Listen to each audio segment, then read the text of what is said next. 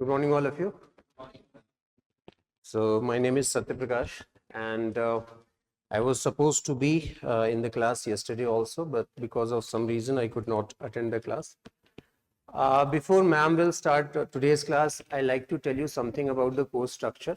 Basically, what kind of time duration and what kind of structure we are going to follow in this particular course. Okay.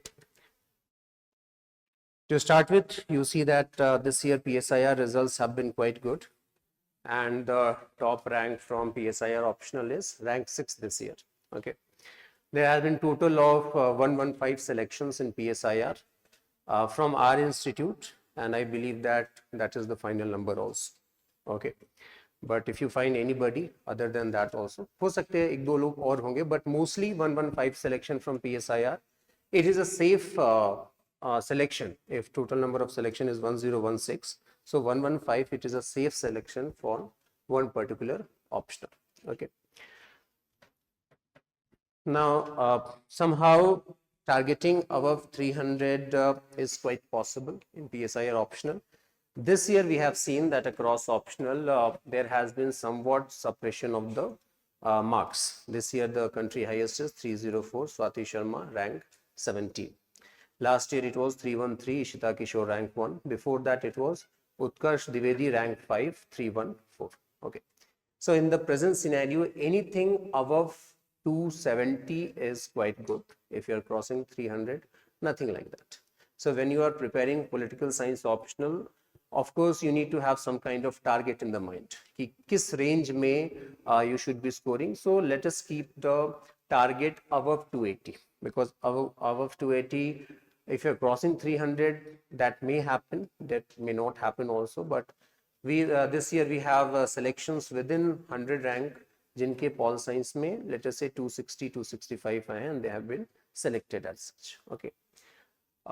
If you have seen the results this year, somehow the essay paper has also been suppressed in the marks.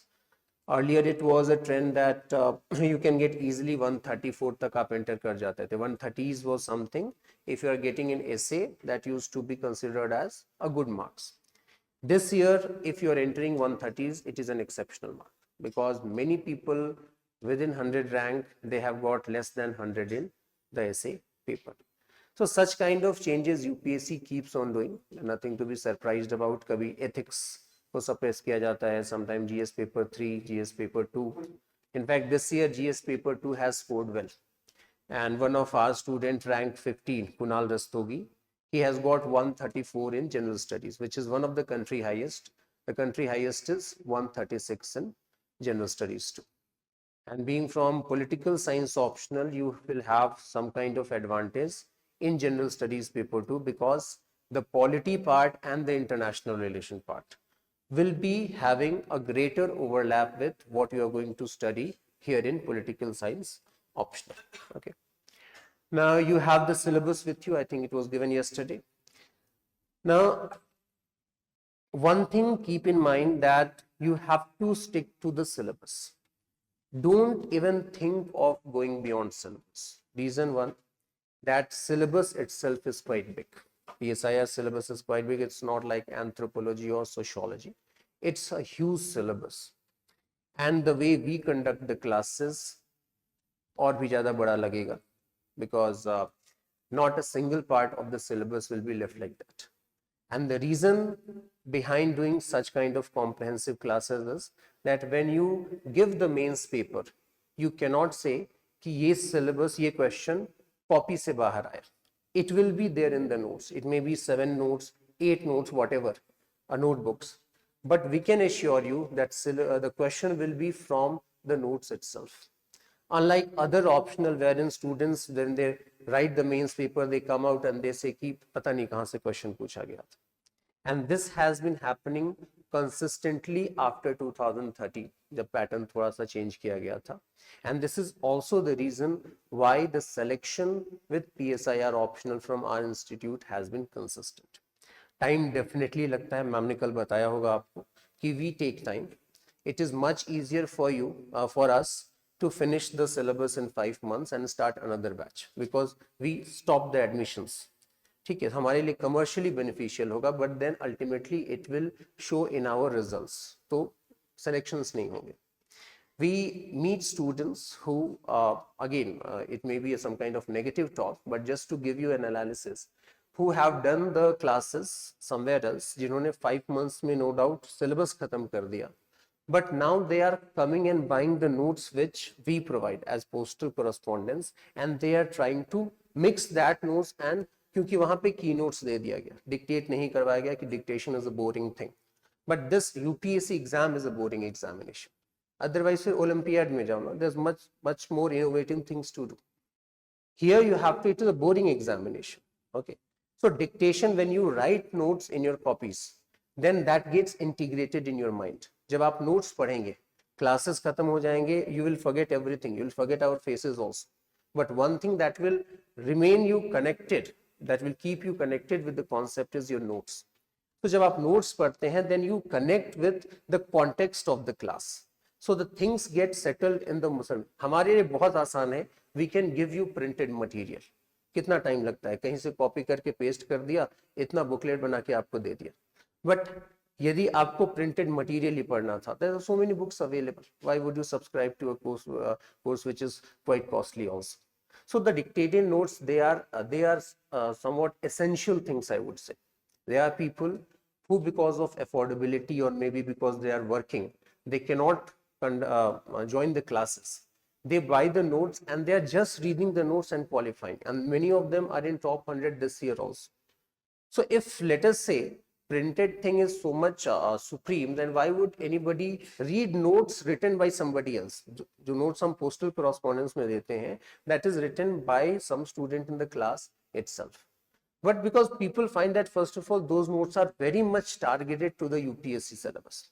Now you have the syllabus of paper 2. Now entire paper 2, this one, you cannot find a single book wherein you will find everything.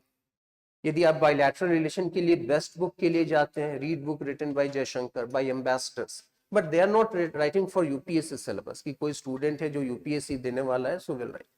So that will be definitely a very scholarly book, but ultimately you require some kind of focus material. So the notes are essential. When you are making those notes, be mindful of the class when you are writing, and then that is going to help you. So dictation wala part rahega. The syllabus is here with you. Keep restricted to the syllabus itself. 1A, ma'am has started with 1A, Western political thought, right? This paper 1B, Indian government and politics, I will take along with the first 3 topics of paper 2A, comparative politics and politics of representation.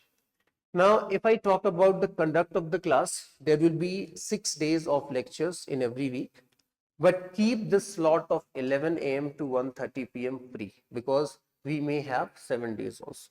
ठीक है, so इस slot को आपको free रखना है. Normally it is 6 days, and normally the division of the lecture is 4+2. 4 days ma'am, 2 day mine lecture. Ma'am has started with Western political thought.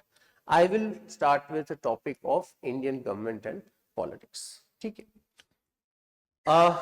The mode of lecture is that we first explain in the class, then dictation happens. Handouts, if required, they are given. For example, it may be, ऐसा भी हो सकता है कि towards the end also कोई भी handout न दिया जाए.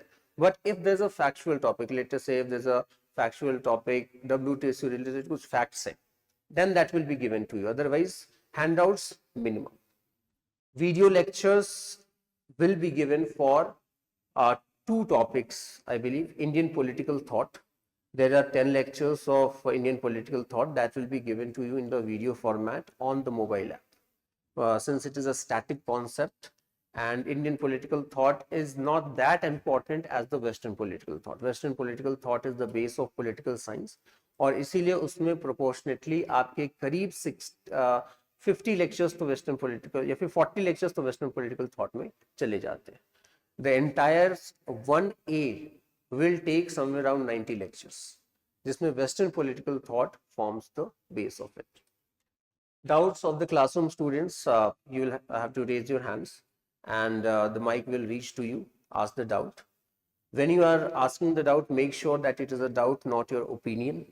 ठीक है, because ये political science है, and it's not botany or it's not chemistry कि उस पर डिबेट नहीं हो सकता, यहाँ हर चीज़ पे डिबेट होता है. And especially in some of the topics that I will take, Indian government and politics. अभी तो recent election हुआ है, and most probably I'll start with the party system only. So when you are reading party system, you don't have to read from the perspective of a voter. You have to read it from the perspective of somebody who is studying politics. That means analyzing politics. So doubts definitely ask. Opinion thoda will not ask. For the tablet students, there will be doubt session after the class. Flow of the lectures, one thread of Western political thought, that is 1A, another thread of Indian government and politics. For the students of this particular batch, the ideal time to start answer writing would be in first week of September or last week of August. Don't start immediately because you require content to write answers. And if you write answer without content or without well revised content, answers will be substandard, that will hit on your confidence. So thoda sa just wait for 1.5 months, 2 months, and then start first week of September or last week of August. Tab tak some topic of Western political thought or Indian government politics would be over, and you will be in a position to write the answers. I will take a session on answer writing before somewhere around August, so that we can know the nuances of answer writing. Offline to online. Those who feel that it is better that you can do the classes in the tablet mode, maybe you are coming from quite distance, it is taking a lot of time, maybe some people are not comfortable in the offline mode. So you have the time till Sunday, this Sunday. You can switch from offline to online, and whatever will be the differential fee you'll have to pay. For that, you'll have to meet the coordinator. She sits outside ma'am's office. Her name is Anshul. So, but make this decision within, let us say, next 2-3 days, by Sunday. After Sunday, the change is not allowed actually. So whatever, because we also want some kind of visibility, we want the flux to settle down so that we can conduct the classes peacefully. So यदि आपको लगता है कि it is becoming difficult for you, because हो सकता है आपको नीचे लाइन में भी लगना पड़ा होगा, and there are many challenges which you face. On the other hand, there are students who say that we understand in the offline mode better than the online mode. So ठीक है, that is your decision, but make that decision before Sunday. Okay.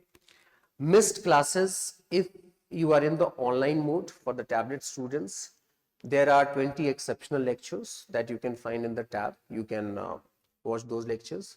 For offline students, first suggestion would be, then don't try to miss the lectures, because it will break the flow. Okay, and somehow things are connected.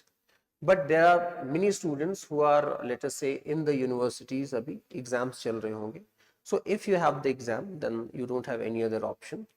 You miss the lectures during that particular time, we will show you in the video lectures. When you come back, you will write a mail attaching the admit card and the schedule.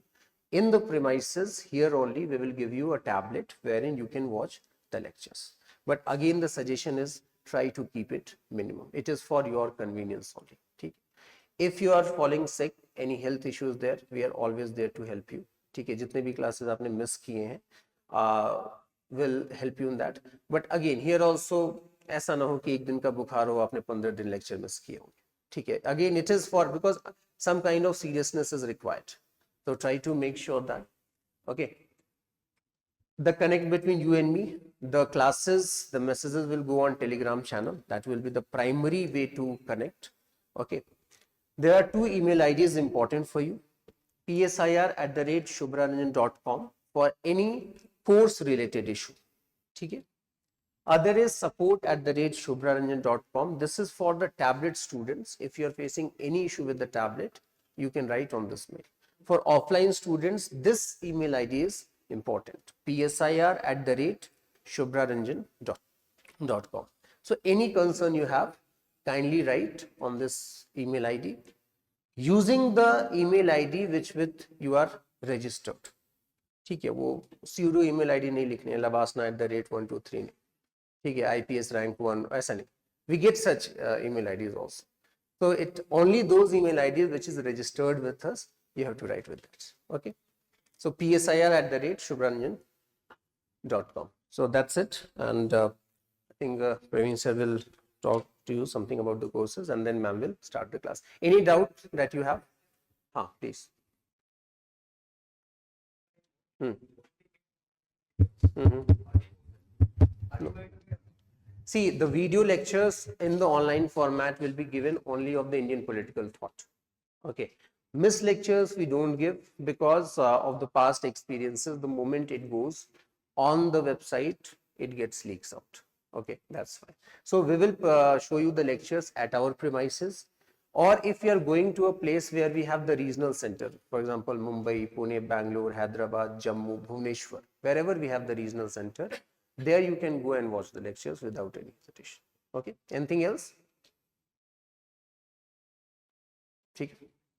Sure. Thank you so much.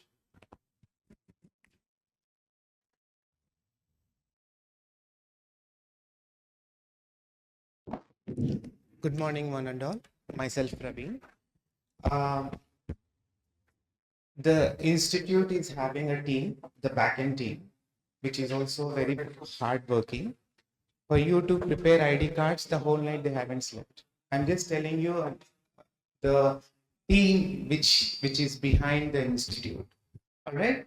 So there could be some issues. Managing such huge strength is not a joke. So we also expect some kind of cooperation from your side and some kind of patience, and most importantly, the understanding between us.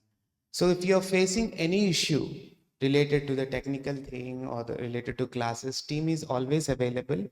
Like sir said, Anshul ma'am is always there sitting to help you for the classes. And downstairs also at the reception, there is a team waiting for you all the time. And you have to understand the management also. Okay, so sooner or later any of your issues will be solved. All right, so if you have any problems, any issues, or any concerns, you can approach as a buddy, as a mentor. All right, so we are there, team is available, and we also have a technical team, dedicated for this purpose. So kindly note that if you have any issues, always feel free to approach. And first and foremost thing for anyone to become an IAS officer is understanding. So understand people and the subject. So the word understanding, I would like to underline once again. So you can get any sort of help anytime. All right. Thank you so much. And we have something like mentorship and all, the integrated course mentorship also. So I would like to invite Subhanshu sir for addressing the gathering.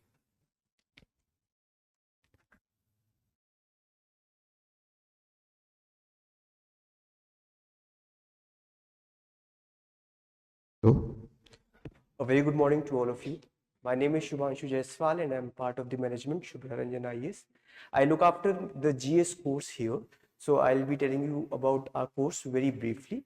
Okay, so before going ahead, I would like to ask, how was yesterday's class? Did you enjoy political science, introduction to political science with ma'am? Great, great to hear. I hope you all have gone through the syllabus and PYQs of UPSC, at least for the previous 2 to 3 years.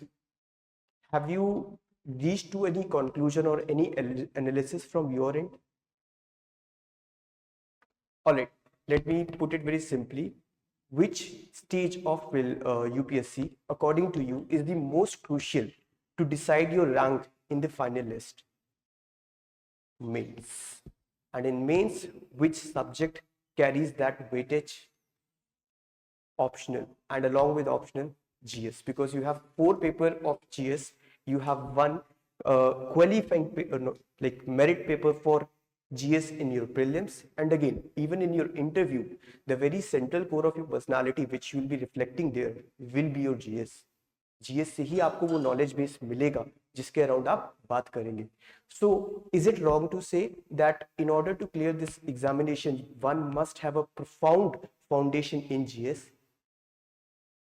Right, so you need to pay equal attention to your GS as well, and that is the intention we are we have designed this integrated course. In integrated, we combine the GS and PSIR course because many sections are overlapping, like your paper 1 section A, section B, right? Again in paper 2 section B, it overlaps with your IR part of GS. So Indian society, certain topics are overlapping. So time and again, what do? We need to ensure that in the very limited time, we are able to prepare all of this by the help of integration. So here comes the role of this integrated course. In this, what do? We combine the important sections of PSIR and GS and we conduct it in the integrated classes. For example, the master classes for GS2, which are taken by Shubhra Ranjan ma'am. In this, ma'am integrates, like ma'am takes the topics of polity, which are equally important for your paper 1 section B and your GS2 as well, right? I hope you all must have seen certain videos of master classes. If not, go and watch the master class by Shubhra ma'am. It is already there on the YouTube on our channel. What else do we provide in this integrated course? First of all, in order to ensure that you have a very good foundation in this subject, you need to study from very reliable teachers, very experienced teachers, and of course you can imagine when we conduct the polity, when we conduct the political science with Shubhra Ranjan ma'am, so we'll pay equal attention to GS as well. So in our GS foundation course, the teachers are highly experienced and they have a very good academic background. Why good academic background? Because even today, UPSC does not make the question on its own. It invites academicians. They make the questions for UPSC. So it's important to have such a team on board which can impart the knowledge to the students and has good academic background to understand the demand of the UPSC.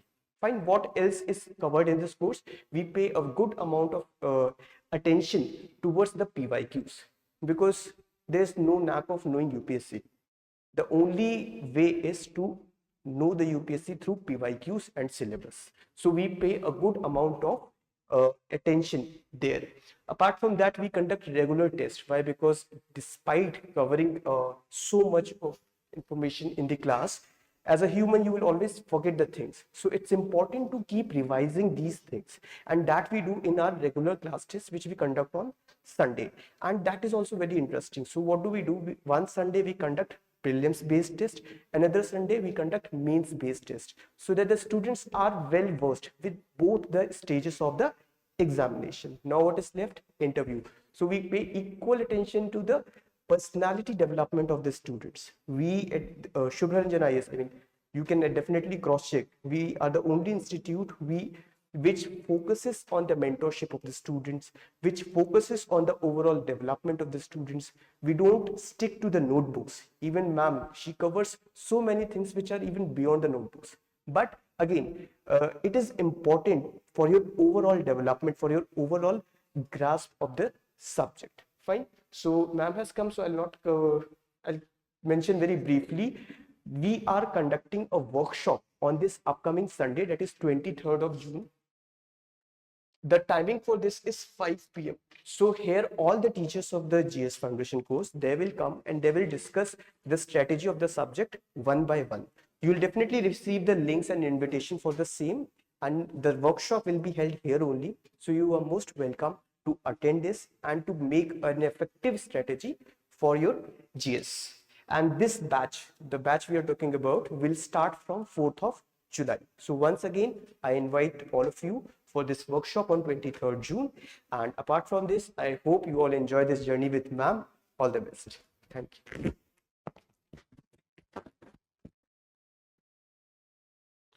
So good morning, all of you.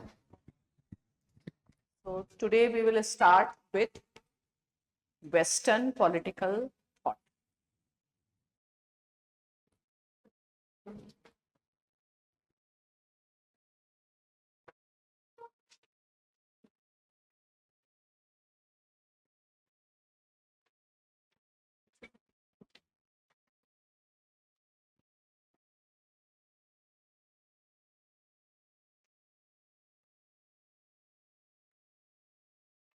So first of all, I will explain and then you will write. There is no need to write side by side. Fine. First, try to understand. When I'll tell you, then you write. Okay. So, Western political thought. First of all, anyway, you just write introduction.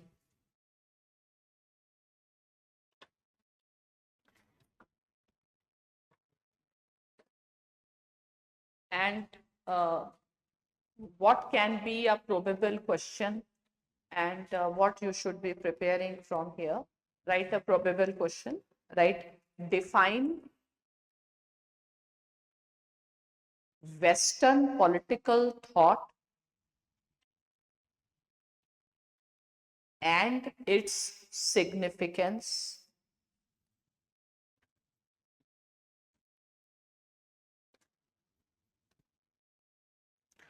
Full stop. Write further. How political thought differs from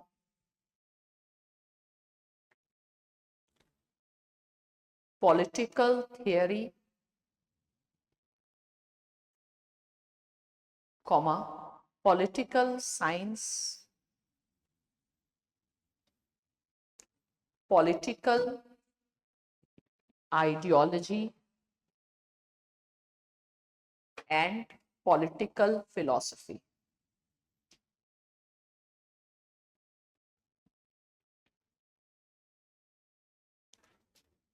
Next question.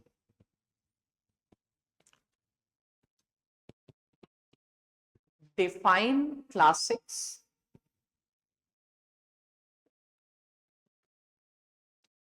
Define classics. Classics क्या होते हैं? Comma, significance of studying classics,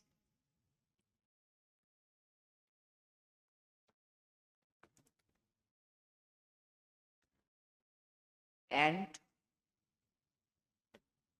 different approaches for the study of classics.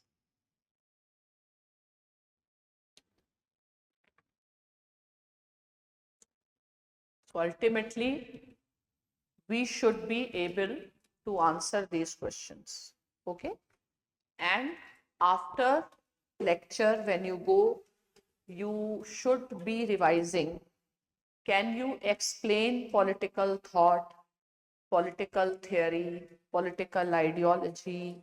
So these terms are clear or not. This is what we have to understand. So first of all, you should have a clarity of each and every term that we are using. Why Western means how Western differs from non-Western also. Okay, like last year there was a question on Eurocentrism found in the political theory. Okay, then I should know what is political. How will I identify the political thought? Let us say from geographical thought, economic thought, sociological thought, how attempts have been made to define it. And then ultimately thought. Fine.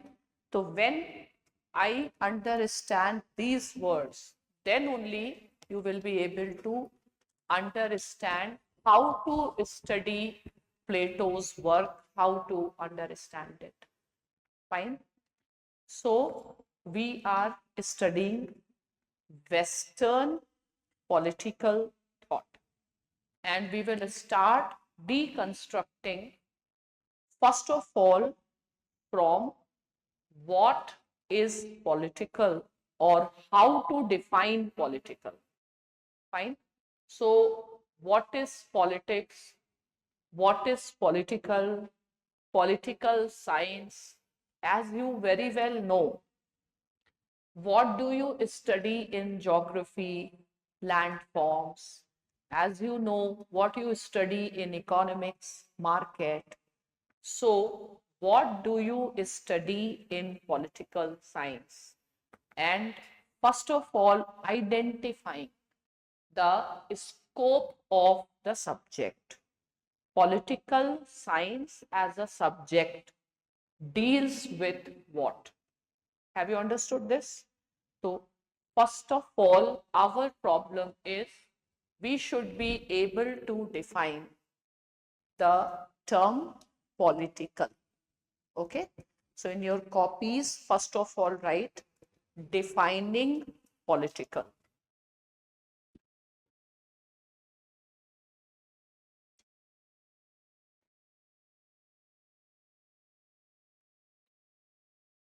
Okay.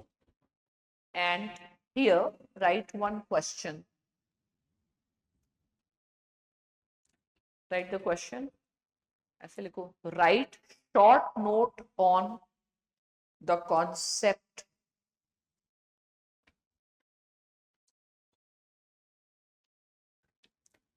personal is political.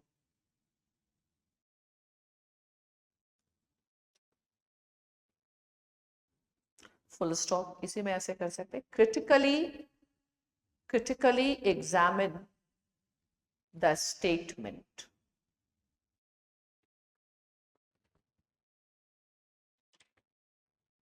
So roughly, do you understand? You have chosen political science. What you are going to study into that? Political science as a subject deals with what?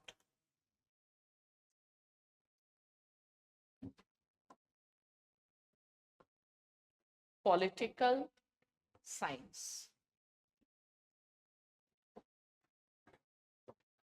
Again, do you know what is science?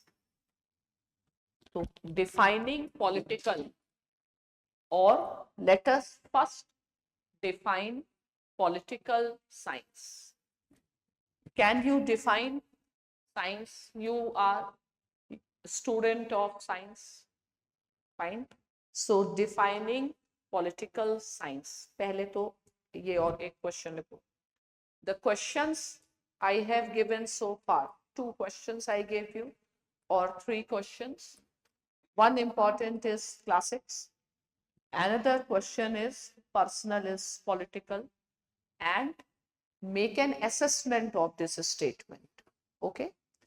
Now I will give you certain questions, not for writing, but just for brainstorming, that these are certain points over which we will be discussing. These are certain points of thoughts over which we will have a discussion and bring a clarity before starting anything else. Okay. So first write ऐसे लिखो, what is political science or defining political science.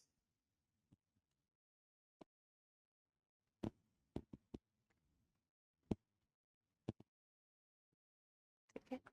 Now from here also you can get one question. So question में लिख लो जो from exams point of view, write this question. Right. There is one statement you write, when I see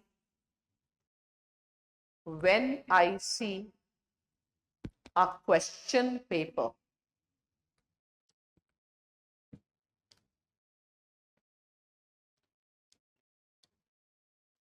when I see a question paper titled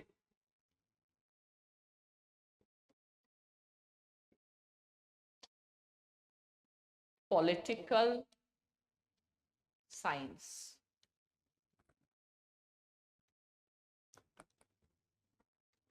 comma, I am more troubled with the title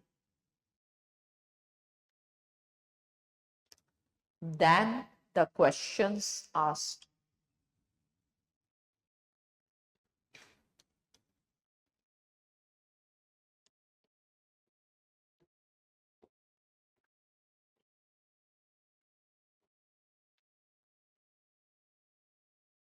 Okay.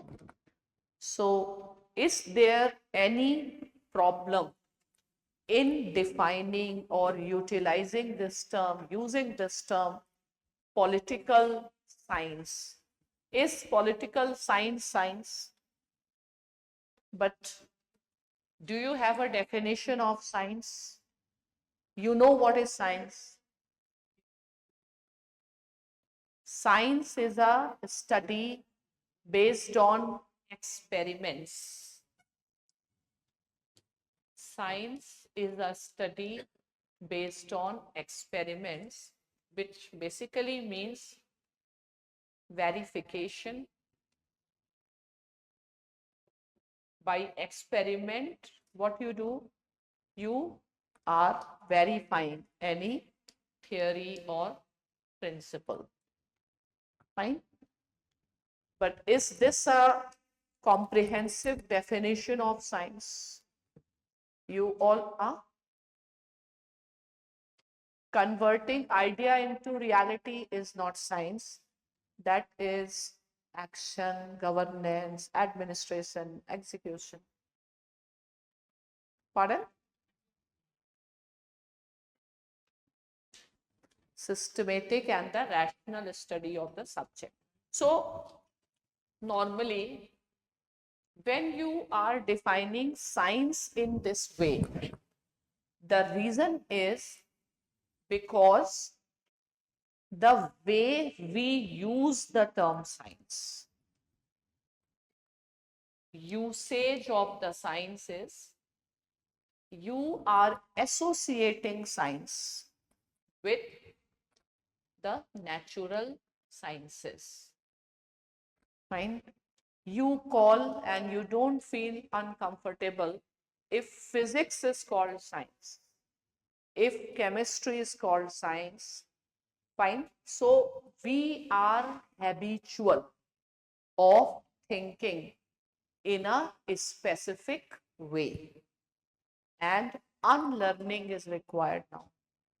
Fine. So we have been thinking science in a narrow way, but science is not just a natural science. Okay. Aristotle is known as father of political science. Okay, but not in the sense of natural sciences, though he is also known as father of biology too. Okay, but that's a different thing. So natural sciences are not everything that science is. Okay, so how to understand something? What is it? Okay, so always go not in the usage, but in the origin of that term. How this term has come into existence. Okay. And will you believe if I say philosophy is also a science? Or philosophy is science? And will you also support this statement, science is a philosophy? Yes. Fine. So in short, there is no difference between science and philosophy. You agree with that? Science and philosophy. So there is nothing great about doing BSc, or there is nothing bad about doing political science, BA honors. Fine. Both are equally honorable. Political science is more. Fine, that's a different thing. So let us deconstruct and let us break the established stereotypes. Okay. So understand, actually understand the things scientifically. How these terms have come into existence. Okay. So normally how we go for it to understand something, we go into etymological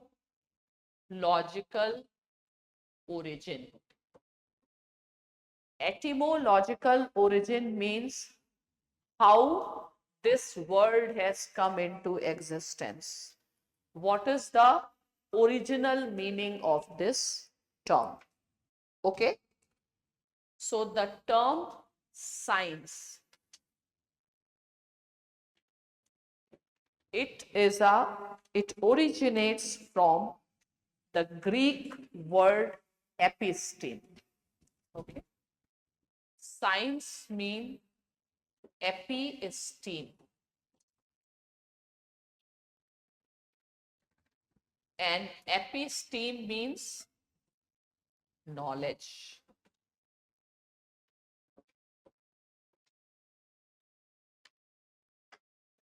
Fine. Epistemology, it is also a branch of learning. Fine. And where you study theories of knowledge. Okay.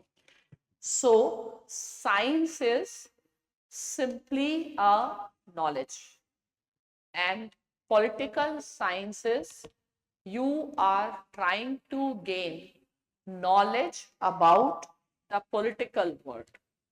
Natural sciences, you are gaining knowledge about the natural world. So, should natural sciences be allowed to gain or claim monopoly over the term science? No. So, number of times in interviews with the political science students, they start with this very basic question: do you think political science is science? What do you think?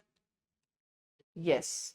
If we go into the etymological origin and understand the concept or the meaning of science in the right perspective. The term science comes from which term? Episteme. Episteme is a Greek word for knowledge.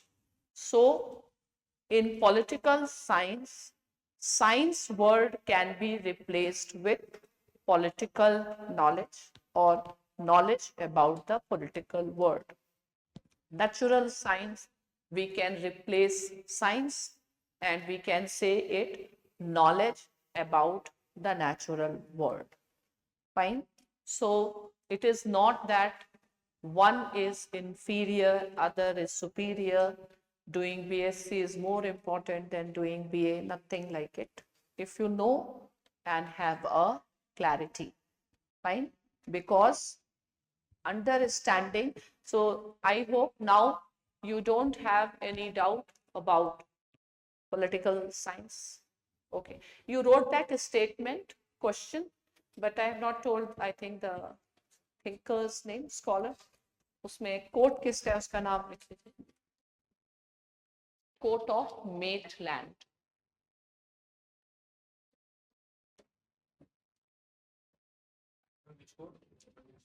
When I see a question paper with the title science,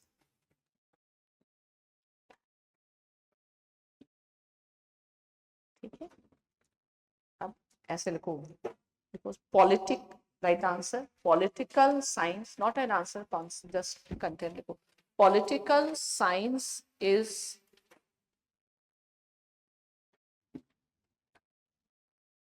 one of the oldest disciplines.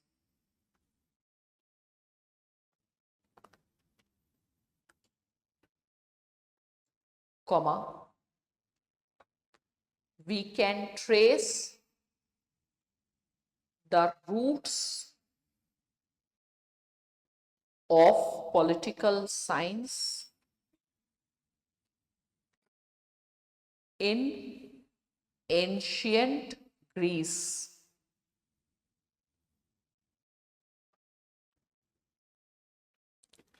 Okay, right, full stop, right. Ancient Greece is considered as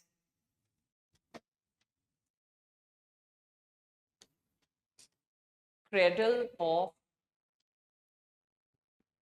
Western civilization, the birthplace of Western civilization.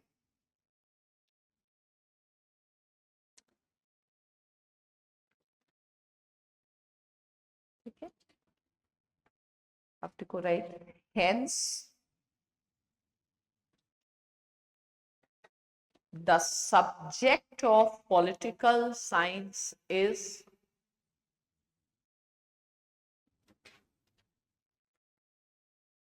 first think and answer. The subject of political science is Western in origin. Don't write, think. If I say political science is Eurocentric, it has its origin in Europe. It is Western discipline. Its origin is in the West. Is it acceptable? Correct? Broadly acceptable in a formal sense, though coming from India or China, we can always put a question mark. But predominantly, it is considered as a Western discipline. Means its concepts are Western, its terminologies are Western, Indian concepts, Indian terminologies, they are not universally recognized. For example, if I use the term nation, and in India we use the term Rashtra, but the term Rashtra will not be acceptable. You have to write nation. Okay. So is the terminology Western? Subject is Western. Fine.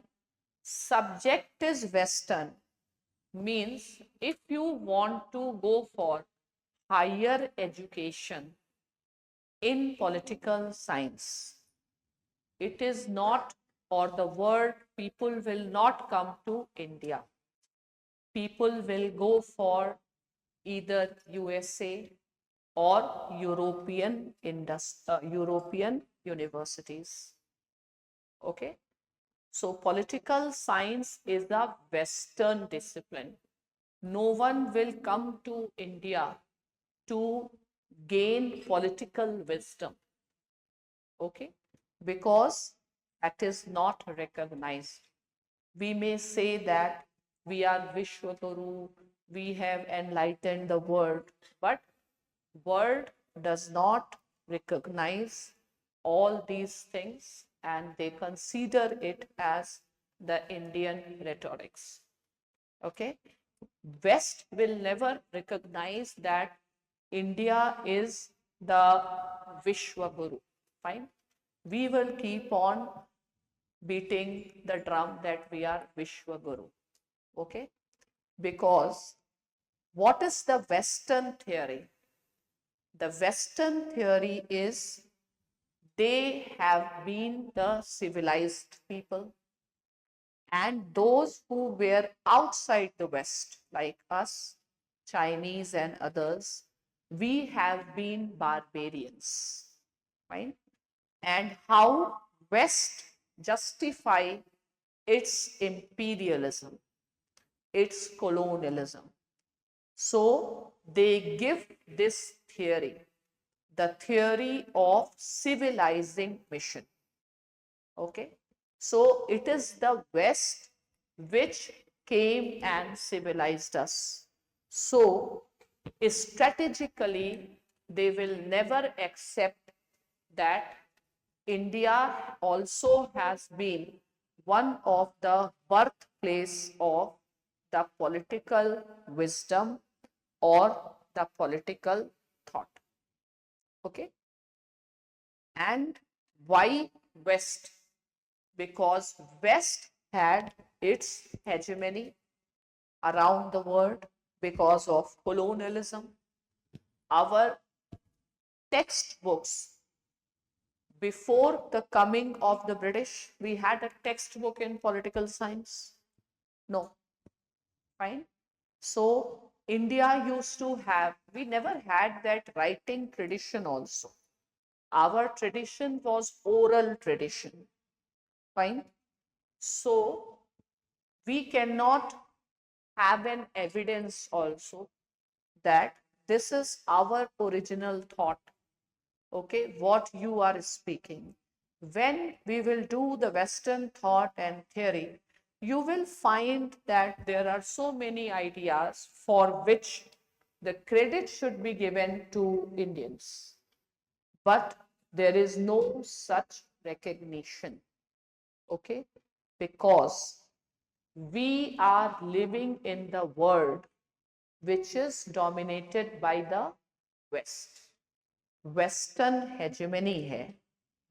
This world and its institutions, they are made by the West. The language we speak is made by the West. The meanings to it is given by the West. Okay, so we do not have any standing in academics. Okay, our top universities may be ranking somewhere in 300, 400 as far as political science and international relations are concerned. Fine. You will come to know, or you may be knowing, the names of Western scholars, philosophers. But even if you try to find out, you will not be knowing the name of Indian political philosopher. The only Indian political philosopher you may be knowing is Manu and Kautilya, and the credit for knowing them is also goes to British. It is the British who were actually to be given credit for converting Manu Smriti in the form of a book under the project of Oriental learning, and Manu's book was published in the form of a code of Gentoo laws, and nobody was actually knowing about Kautilya also. Around 1920s, somebody discovered a book and then some transcripts, and then we came to know about Kautilya. Fine. So we may be knowing more about the history of the West rather than our own history. We are completely unaware of our history. We are completely unaware of our culture. Okay? You agree with that? You don't know the meanings of your own culture. You don't know the meanings of your texts. Fine.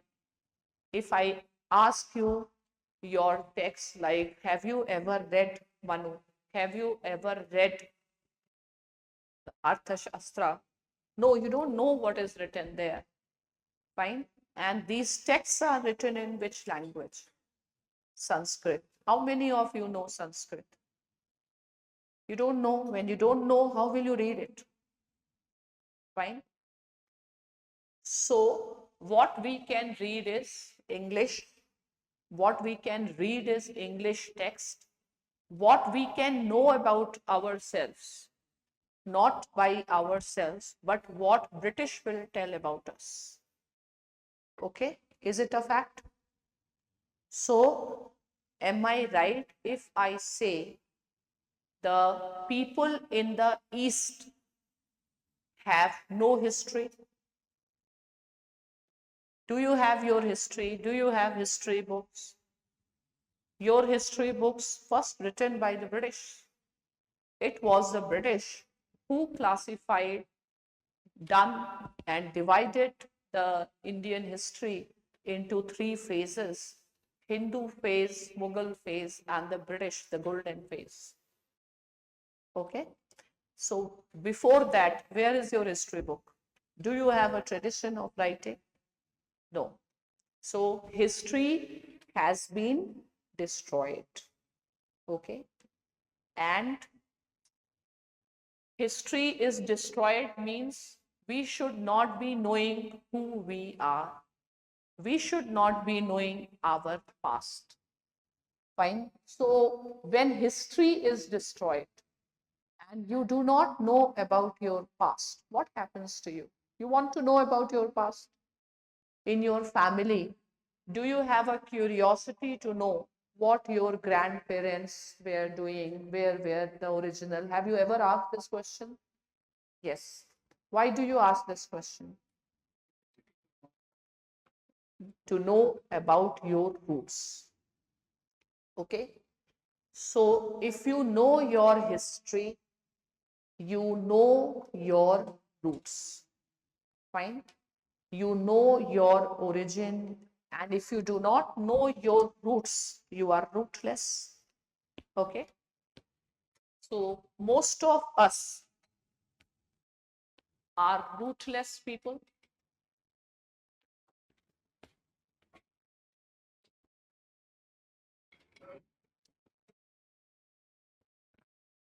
We are rootless or not? You don't know? You have roots, you know about it? I don't think so. So we are rootless. And we are rootless means we are nomadic. Okay. So we are nomadic means we are tribals.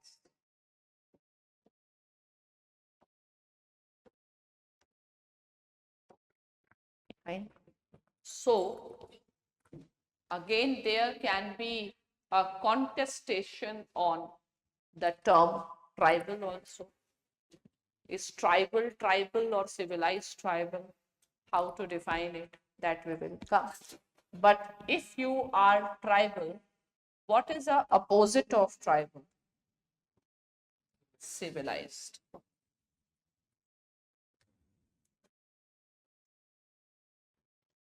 So are you civilized? Indians civilized? Or they are dirty Indians, not civilized? अब जाके मोदी जी ने हाथ वाथ धोना सिखाया है. You understanding this? Fine. So, are Indians civilized? Are Africans civilized? People in Middle East civilized? No. Fine. And why I am saying no? Because I have to speak from the perspective of Western countries. In their definition, who will give us the certificate? West. And according to that certificate, you do not qualify for this test. Fine. So the West has done huge favor to you by leaving their beautiful lands, coming to these uncivilized places just to civilize, just because that has been the wish of God. So those who came to India, Middle East, Africa, who were they? They were messengers of God, sent for our betterment. And see how civilized we are today. Yes, all credit goes to British.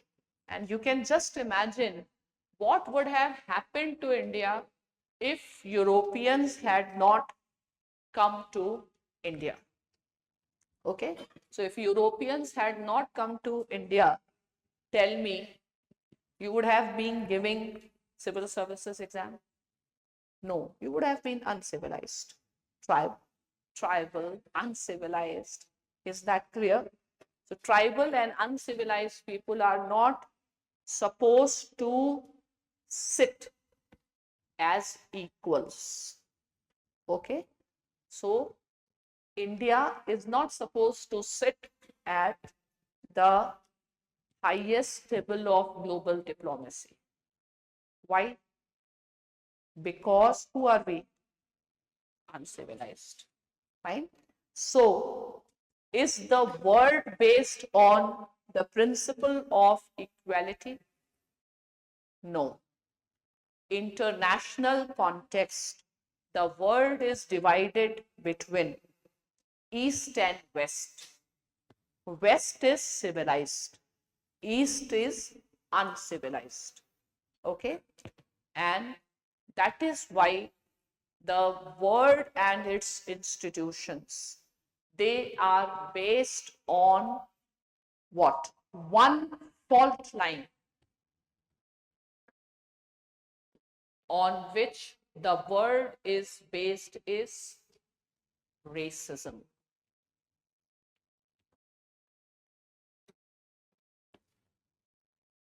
You understand racism? Have you suffered racism? You have heard racism. There was a racism. Indians were coolies. Okay, what is our identity? Coolie. Who was Gandhi? Coolie. How can a coolie sit in a compartment, fine, which is reserved for the white? Okay, so don't forget this very fact of the world in which we live. Okay, so this world is divided between whites and blacks. Okay, and now yellow is also becoming significant. So the yellow civilization, the Chinese are also trying to assert their supremacy. Okay, so in international sphere, it is very, very common and visible. You will always you are going to made to feel that you belong to non-white race. Okay, so is racism, tell me, is racism one of the reason that India is out of UN Security Council? Can it be a reason? At least Chinese are yellow, fine. So Indians are more on the darker side, fine. So Indians should be sitting more with Africans, not with the whites. So the demand is very unjustified. Okay, so we have nuclear weapons. Our economy is bigger than the size of French economy, British economy, in terms of military power, in all aspects of power, more than France and Britain. India deserves. But where is the problem? Color. Color is a big problem. We live in the world which is divided on the lines of race. Okay, and color matters or not. Is the dark color of your skin is a reason for your, one of the reason for your dissatisfaction with yourself? Do you keep on buying Fair and Lovely? Now there is a Fair and Lovely for men specific also, fine. Do you think Americans spend their money on purchasing Fair and Lovely? But we have to keep some amount of money for that also. Okay, in terms of happiness index, Happiness, do you think there is more happiness in India or in West? According to the index, West. Fine. So, in the third world countries, there is more frustration, there is more anger, there is more violence. And there is one scholar who traces why we are more frustrated. Fine. Why we are, why in these countries there is greater violence. Do you think, do you feel that you behave in a more violent manner in comparison to the civilized West? They are less frustrated than us, and there is a theory behind it. And this theory is given by Franz Fanon. Fine. And Franz Fanon is a very well-known scholar from Africa, from the Western world, from Africa. And his very important book is White is Skin, sorry, Black is Skin, White Mask. Okay. So where is the, in which country the sale of face mask is highest? In India. India has a huge and a very extraordinary obsession with the white skin.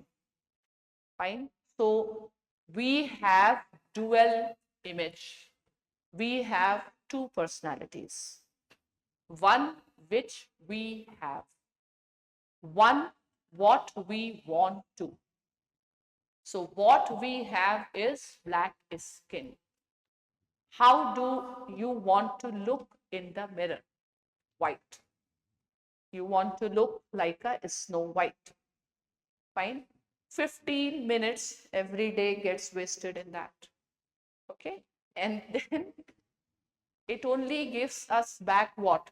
Frustration that you are not white.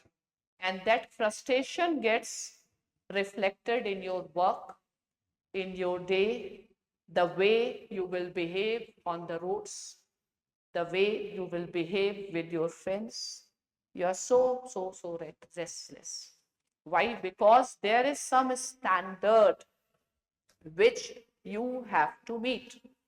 And there is, which standard Americans have to meet? Sometimes they come for tanning their skin, right? But they don't, they themselves are the standards. Okay. And we are there to copy them. Okay. So what Franz Fanon suggests, we have double consciousness. Okay.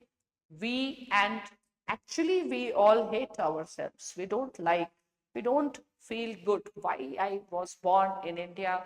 Why my parents are like this? Why not Americans? Why not blue eyes? Why not golden hair? Fine. You always, at least then you think, okay, I'll marry a woman with blue eyes, white skin, golden hair. That's a definition. So who is beautiful? Who has defined the definition of beauty? The West. Fine. So we have no base to understand ourselves. We have no standard to measure. Okay. So our all understanding is based on what? Western standards. So how to define the world in which we are living? A Western dominated world.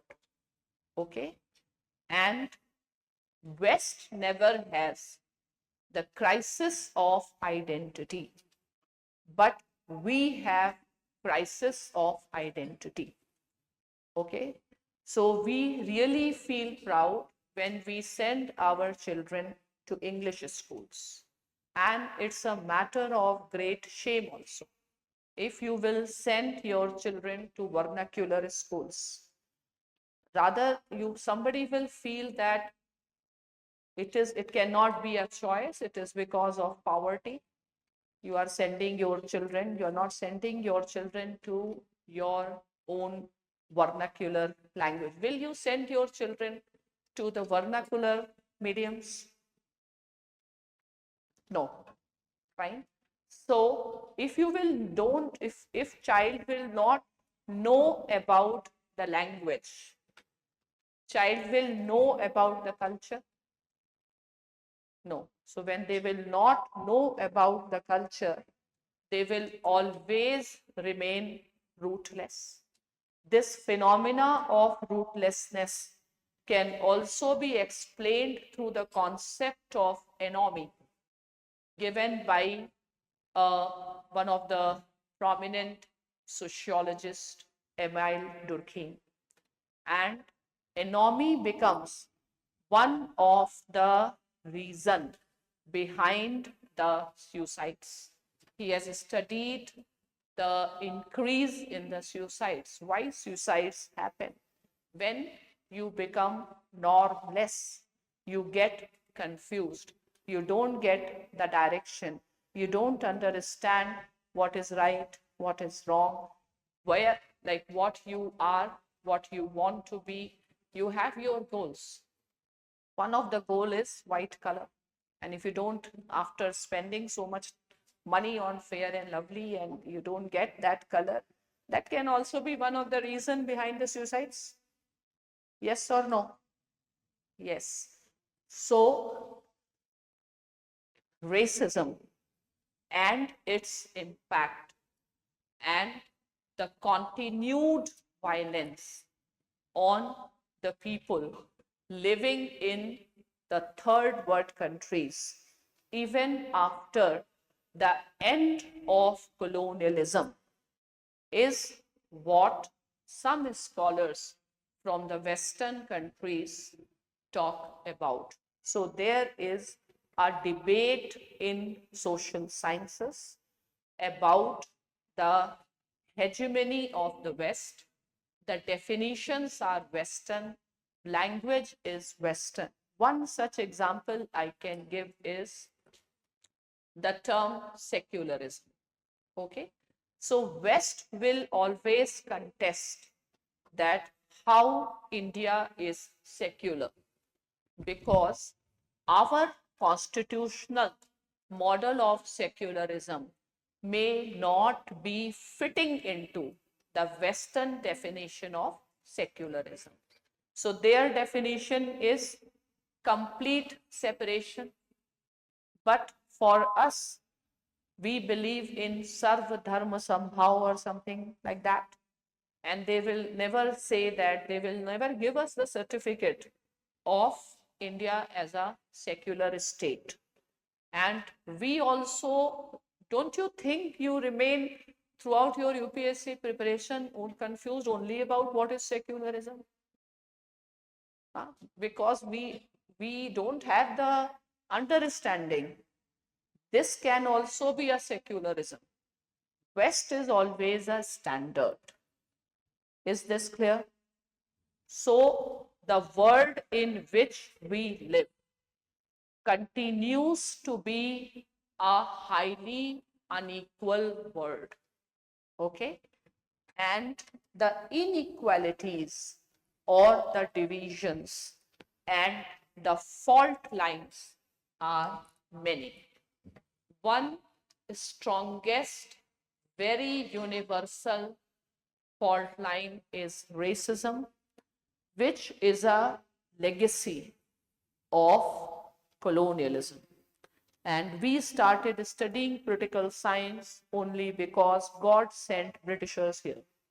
Fine. So because British came, we got to know about Plato, Socrates, we became virtuous, we became knowledgeable. Fine.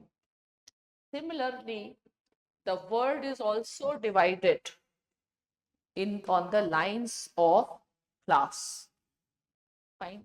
There are countries of North and the countries of South. Fine. South in general is poor. and the north in general is rich. They are rich also, they are fair also. We are poor also, we are black also. ठीक है, यानी कि who is favorite of God? हाँ?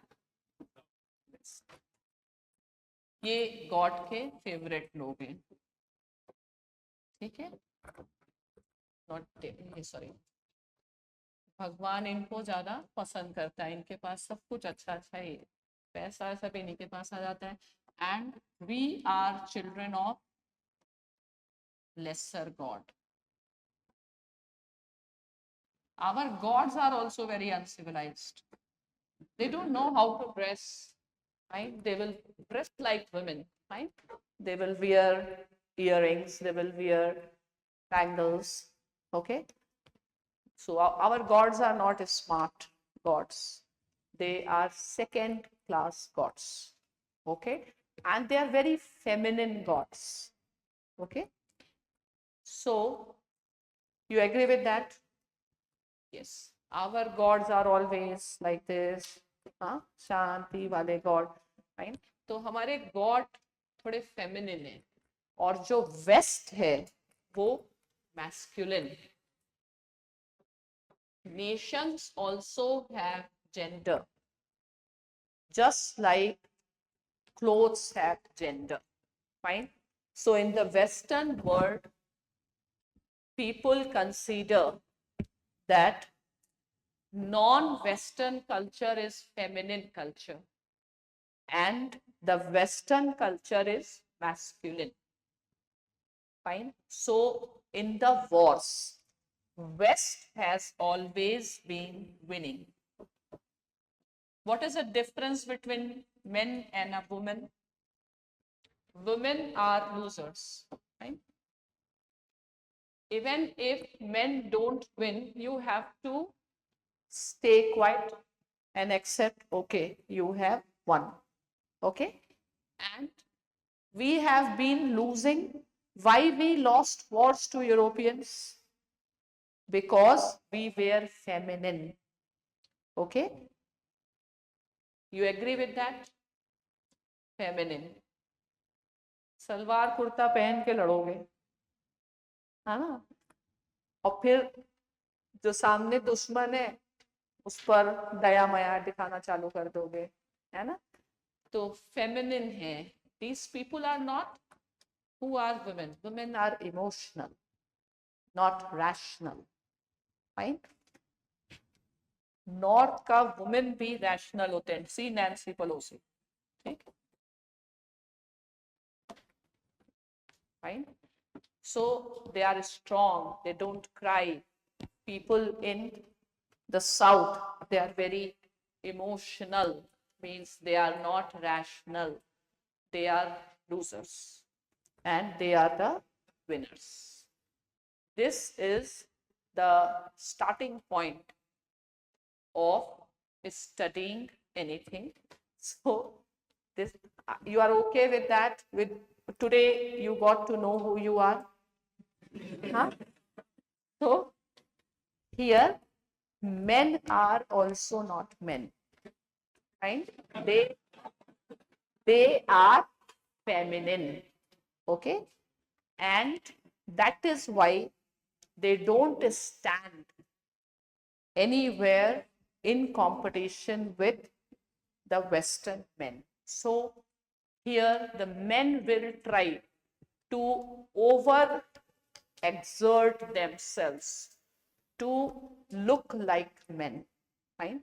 So this generation spends lot of time in gym, irrespective of the gym leading to heart attacks, but because you want to look like men, fine. And the definition of men is the masculine men, okay? You feel bad when Priyanka Chopra married Nick, क्या नाम, Nick Jonas ना.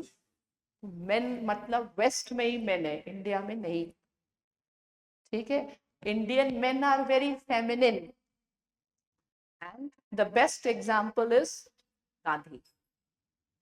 Okay, Gandhi के तरीके देखें.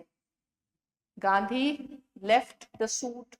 Gandhi came to धोती. इतना पढ़ाने लिखाने के बाद, लंदन में पैसा खर्च करने के बाद, माँ बाप को कितना दुख होगा अगर तुम धोती पहन लोगे, है ना. तो गांधी को देख के ही लगता है कि ये यही है, मतलब this is the people from the east. Fine. And then Gandhi's styles. Is Gandhi masculine? No, Gandhi is feminine. Fine. So Gandhi is not going for war. Gandhi is going for fasting. Fasting in our culture, who do fasting? Women. So Gandhi is, huh? Why men do not do fasting? Because it is a woman thing. Okay. So, and why do you do men masculine? Because you are somewhere at your subconscious mind, you have a standard of the West. Okay, so you want to be like that. And what all women does? What was Gandhi's style? Tantrums. Okay, Gandhi used to do tantrums. मेरी बात मानो नहीं तो मैं juice नहीं पीऊंगी, मेरी बात मानो नहीं तो ये salt हटाओ. All nonsense. Fine. So in short, the people in the East are all nonsense. That's the only word. Fine. That is what, this is the world in which we are living. And that is why even colonialism has ended, the mental colonialism has not ended, and till that mental colonialism will not end, there will not be, the West will continue to dominate over the East. We will continue to face problems like violence. We will continue to suffer from poverty. Okay, so we will link it.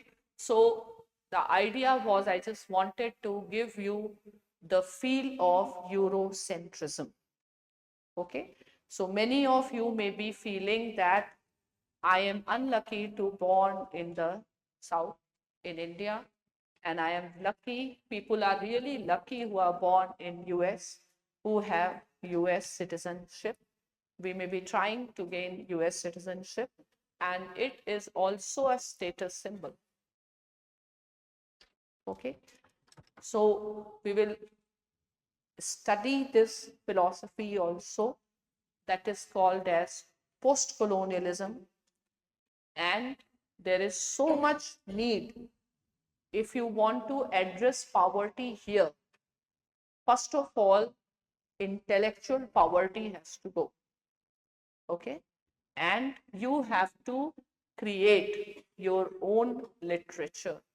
You have to create your own terminologies, your own words. One such attempt was being done by Pandit Nehru when he rejected the usage of the word Middle East. Fine. So only India uses the term West Asia. Because when you use the term Middle East, it is Eurocentric. If Europe is a center, then that is Middle East. But if India is a center, then that place is West Asia. But in US, they don't use the term West Asia, they will not recognize it. So there is a lot of politics in academics that is also to be understood, and we will be doing it from time to time. So if I say the discipline of political science, what we know or how we are taught is Western in origin. You have to accept it. Okay? And that is why I am saying ancient Greece is a birthplace of the Western, it is a birthplace of political science. Okay?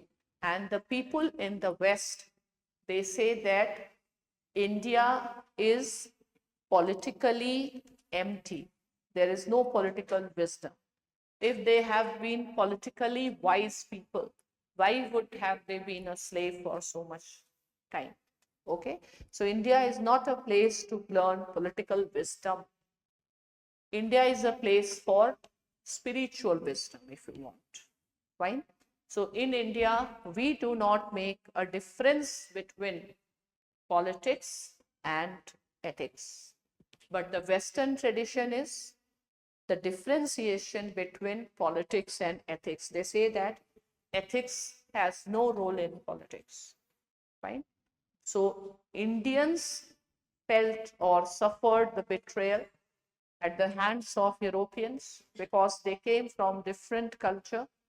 We came from different culture. Gandhi was trying to challenge the Western hegemony, Western understandings, and was trying to build its own understanding. Fine. So are you confused? Confusion? No confusion. Okay. So if you are confused, it is good thing that you try to understand. Fine. And if you are not confused, means you haven't heard also. You are supposed to get confused. Fine. So anyway, we will see lot of Western, and we will understand that many of our problems, even at the personal psychological level, is because of the domination of the Western world, which is still continuing. Okay. So where were we? We were trying to understand the origin of the term political science. And I simply said that the political science is one of the oldest disciplines which has its origin in the ancient Greece, and ancient Greece is the place of or the cradle of Western civilization, and it is a Western discipline or predominantly Western. Okay, the language is predominantly Western. You have written that? What's the last line? Have you written? No. So in the end, just write that, continue further, लिखो right it S full stop करके ऐसे लिखो next paragraph से, और ये answer नहीं है, ये बस सब समझना है. ओके, अब लिखो right it would be correct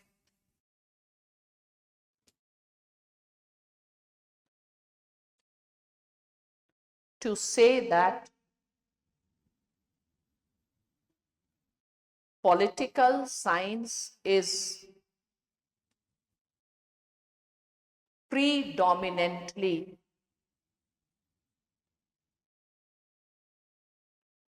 a Western discipline.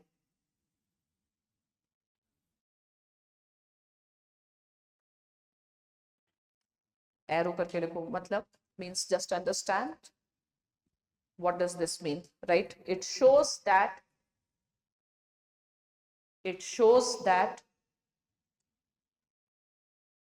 it is dominated by the Western scholars, its language and concepts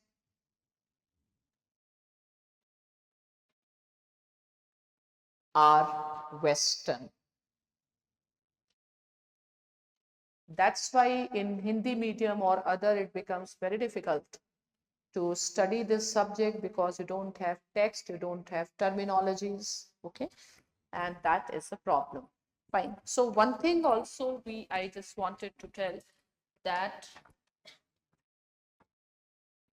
how West has ruled us, okay, first by establishing our rootlessness,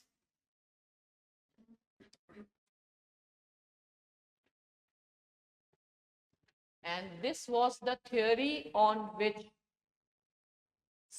imperialism was based. You know imperialism, civilizing mission. At times, the term white man's burden.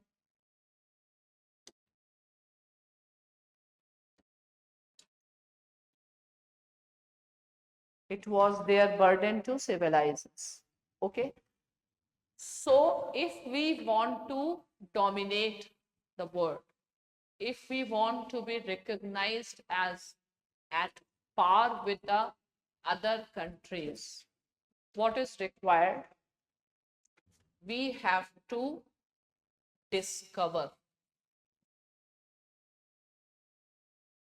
our roots.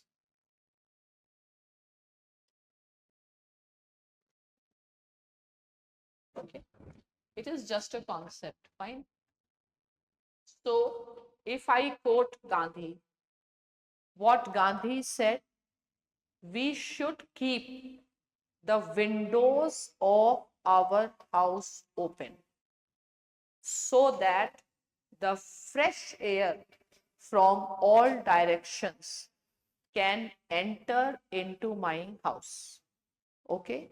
And from the very beginning, Indian culture has been open to the ideas and the cultural values of the other cultures.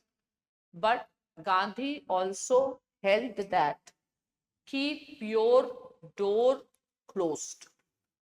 Keep your door closed means you should not get uprooted by the gush of the wind.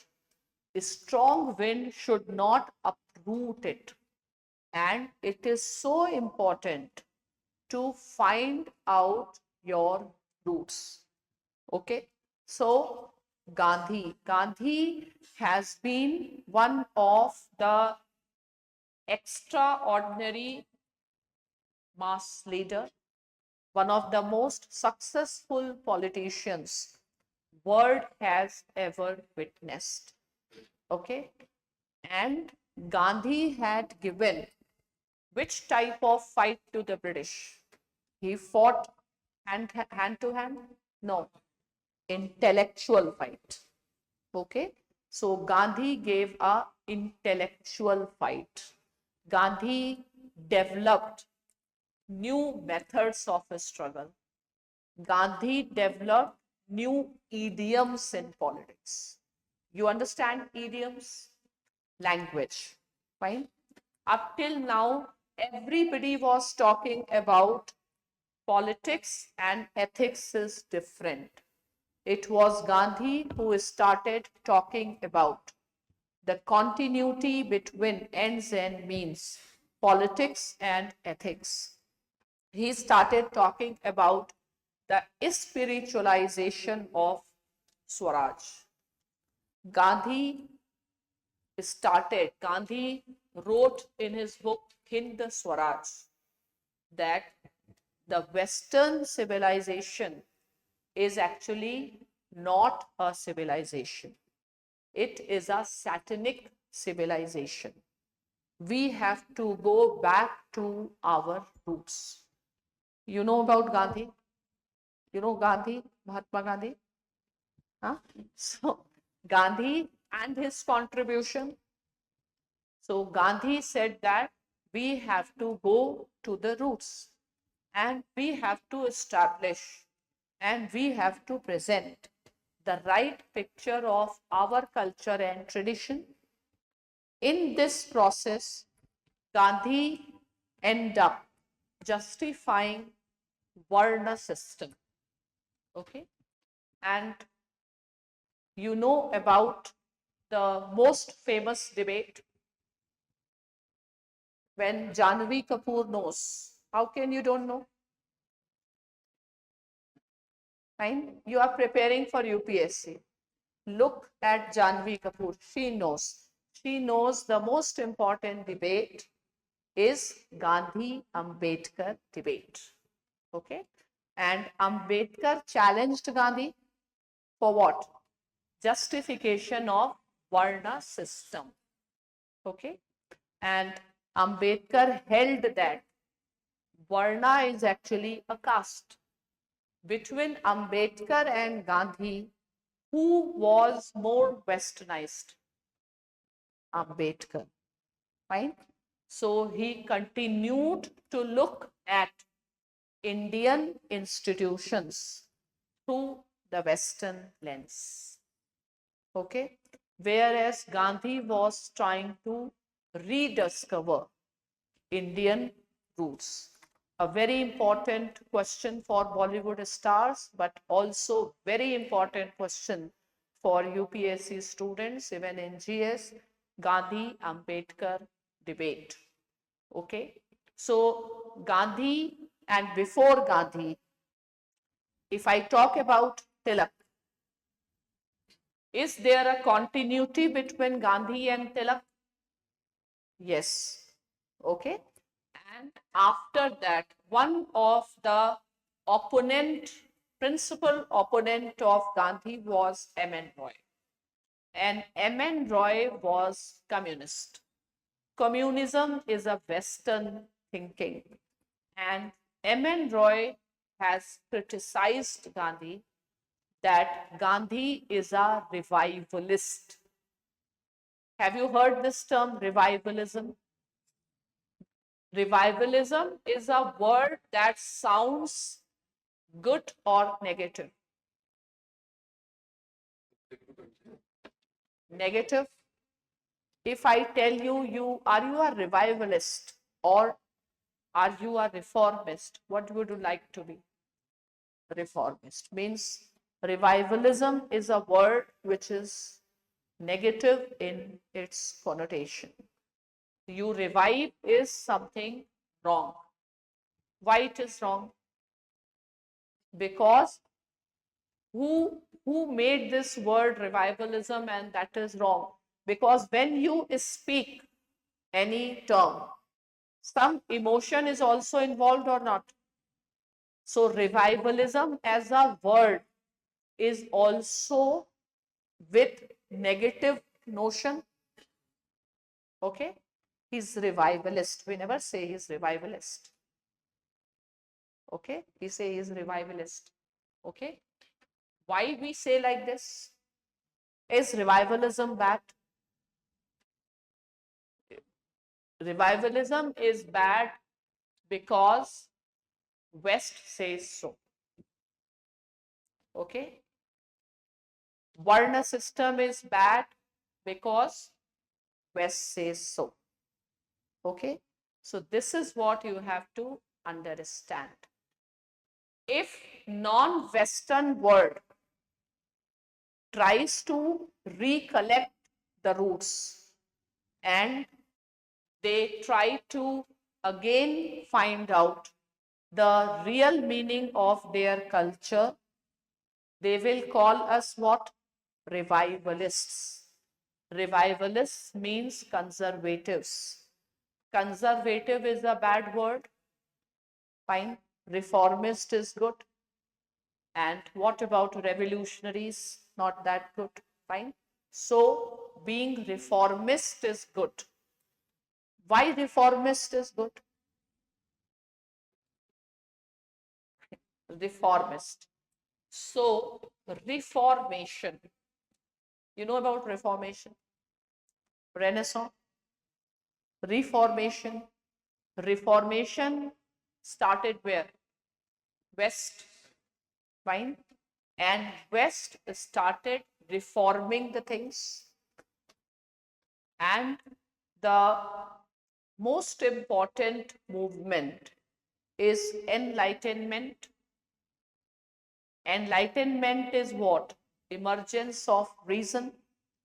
So, most of the Western scholars that we are going to study, they are enlightenment scholars. We are going to get enlightened by these enlightenment scholars about the world, and the Western civilization is around the ideas of enlightenment. Enlightenment means reason. Okay. Enlightenment, do you have some idea about the Western history? Western history starts with ancient Greece, age of city-states. This has given rise to Roman Empire. In the medieval times, and medieval times are known as Dark Ages because it has been the age of religion.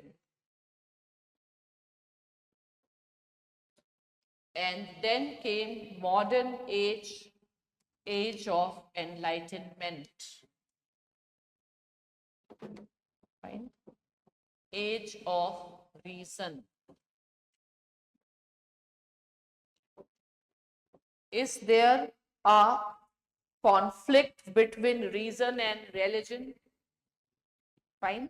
So, which people are rational and which side of the people are religious? Western are rational. Western are rational.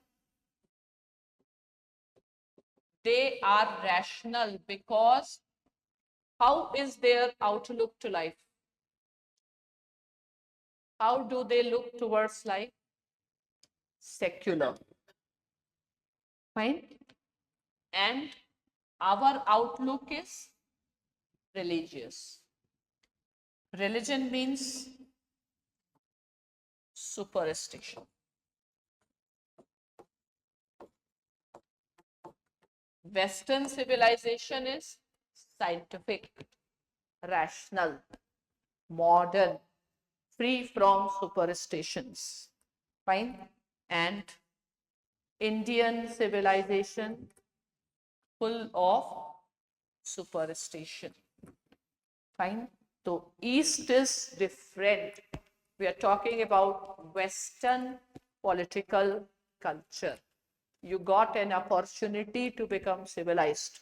Okay, not just to clear exam, but you got an opportunity to know what is civilized people do, what is civilized outlook. And this is something bad. You should not have this outlook. Okay, so modern states should be governed by reason and should not be governed by religion. Religion is predominant where? In the East, and East is what? If West is what? Then we are evil. Evil. Fine. So I'll give you name of a evil empire or axis of evil. Have you heard this word? Who coined this word? George Bush. Fine. Axis of evil. And in the world, what is going on? The fight between good and evil. Okay. So good is US, evil is Iran.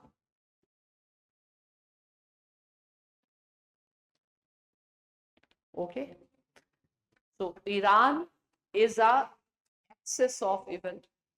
Other countries which are evil are North Korea or Iraq. But let's major civilizational. Have you heard about one term?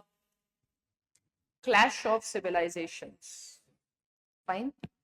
So the biggest clash of civilization is between US and Iran.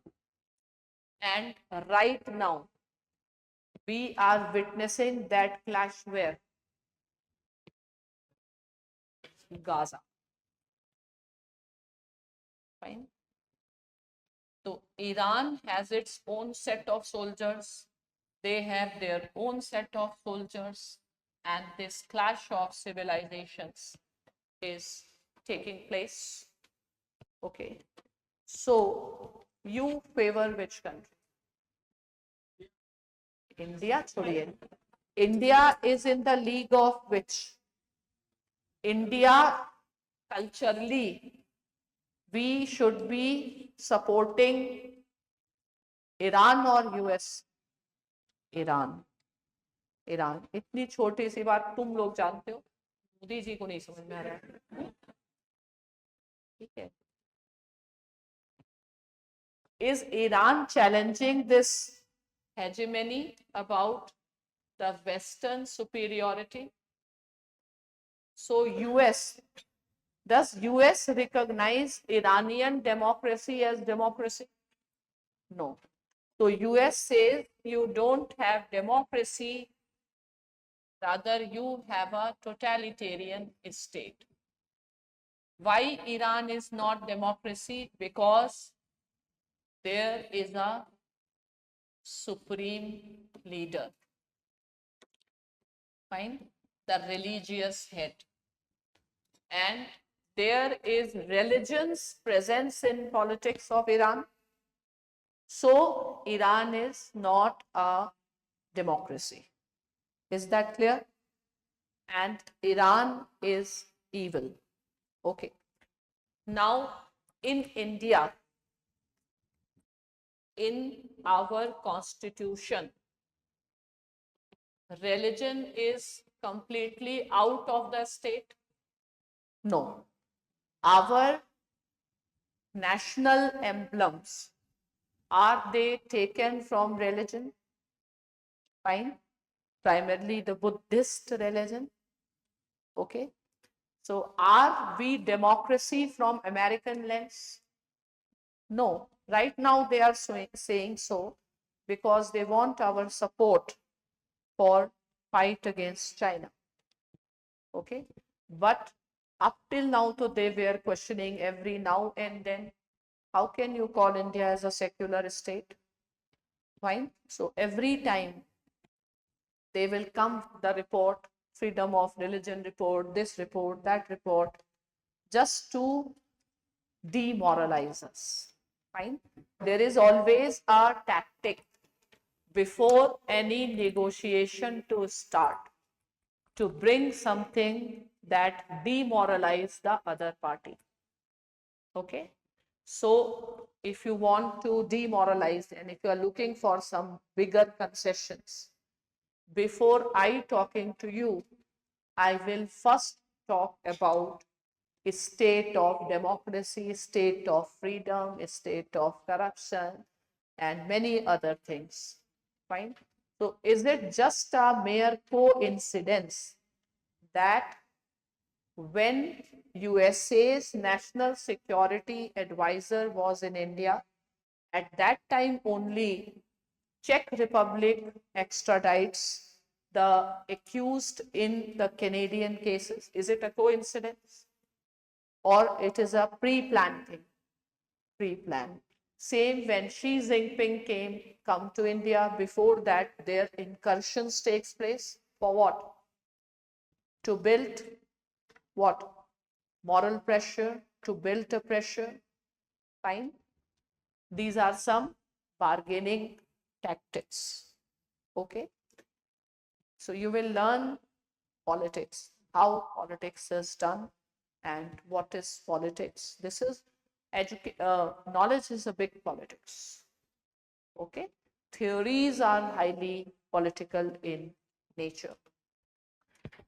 So US and Iran. Do you know this political system of Iran? It came into existence when 1979, the Islamic Revolution in Iran. Okay. Before 1979, how was Iran? Western. Okay.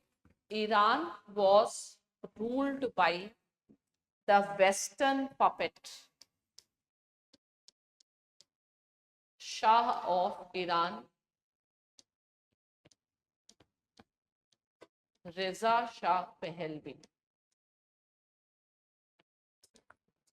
Fine. The way US criticized Iran for being a totalitarian and excess of evil, do they criticize Saudi Arabia like that?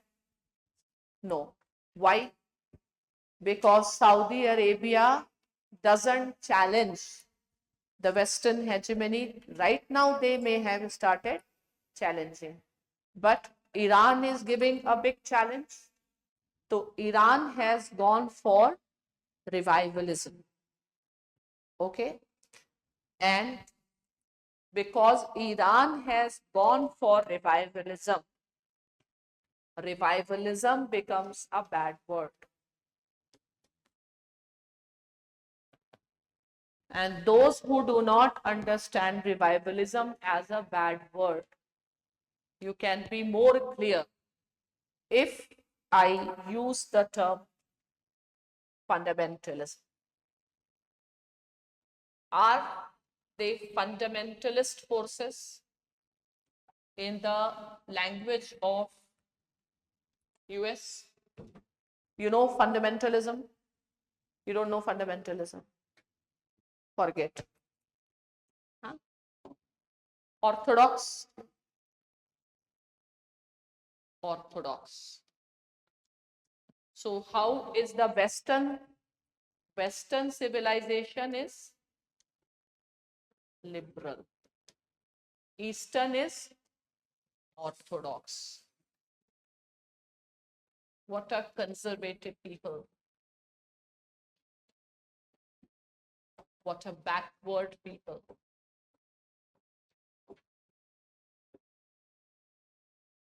Again, it is a responsibility of US to civilize them. Okay. So what US simply wants? Civilize Iran.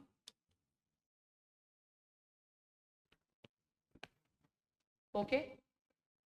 And who is the bearer of culture? Women. Women are supposed to be the bearer of culture. Whenever you will talk about culture, you will always talk about women. Okay? Because women, they take care of children and they impart and imbibe the cultural values. Okay? Have you ever thought that if any boy doesn't follow tradition, that is okay. But if girls will not follow tradition, that is a big problem. Why? Because woman is supposed to be the bearer of the civilization. Fine. The responsibility, what is your culture? The responsibility is not on father. Responsibility is on mother. All cultural festivals, rituals, who will play a bigger role? Who will make sweets at the time of festival? And if father also make, it looks so abnormal. Fine. So at the root of the cultural politics is women. Fine. Women issues, women rights. Okay. And one major issue of the politics between the West and Iran is What issue? Issue of hijab.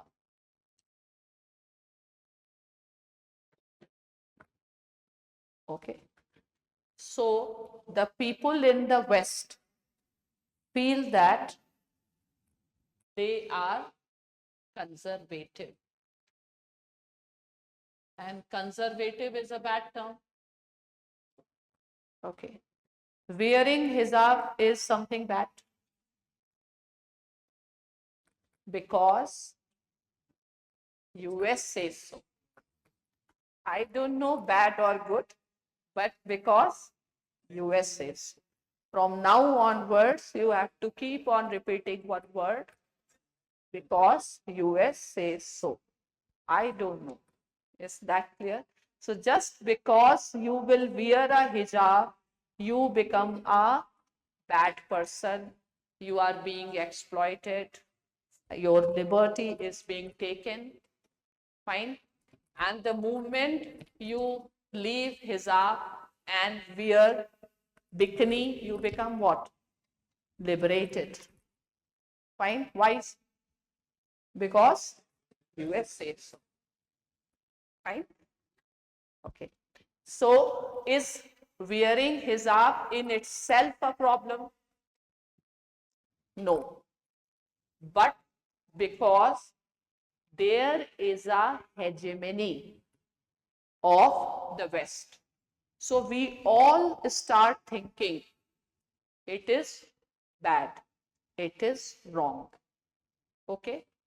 Because they have a reason to establish your culture is bad, our culture is superior. So first you have to make others feel bad about themselves. And first you defeat psychologically, and then you can defeat a person more easily.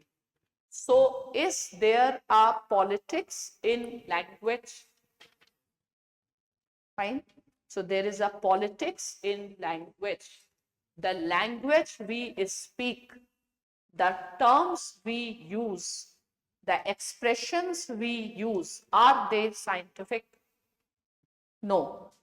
Just because they will stop wearing hijab, they will get the freedom. US will stop exploiting the resources of the Iran or other countries. No. Fine. So what is this? This is a term used by Foucault, one of the scholar, Michel Foucault. It is a discourse. Okay. So while studying Western theory, you may have to face certain problems. Have you seen the world through this perspective? No. So now start changing the word by challenging the stereotypes. Okay. And this analysis to large extent comes a very important author and a very important post-colonial scholar, Edward Said. And Edward Said has written a book known as with the title Orientalism. Fine. And there he has shown that how by the play of language, West has established its dominance. So this is a theme throughout, it will remain, and hopefully we will start understanding the reality, and you will start understanding where lies the roots of exploitation and what is to be done to end the exploitation. And you have to understand politics of language, politics of knowledge. And you have, that is why you have to understand political science. Okay. कुछ लोगों को कुछ समझ नहीं आया क्या बोला गया. क्या आ गया पीछे नींद विंद नहीं चलिए यस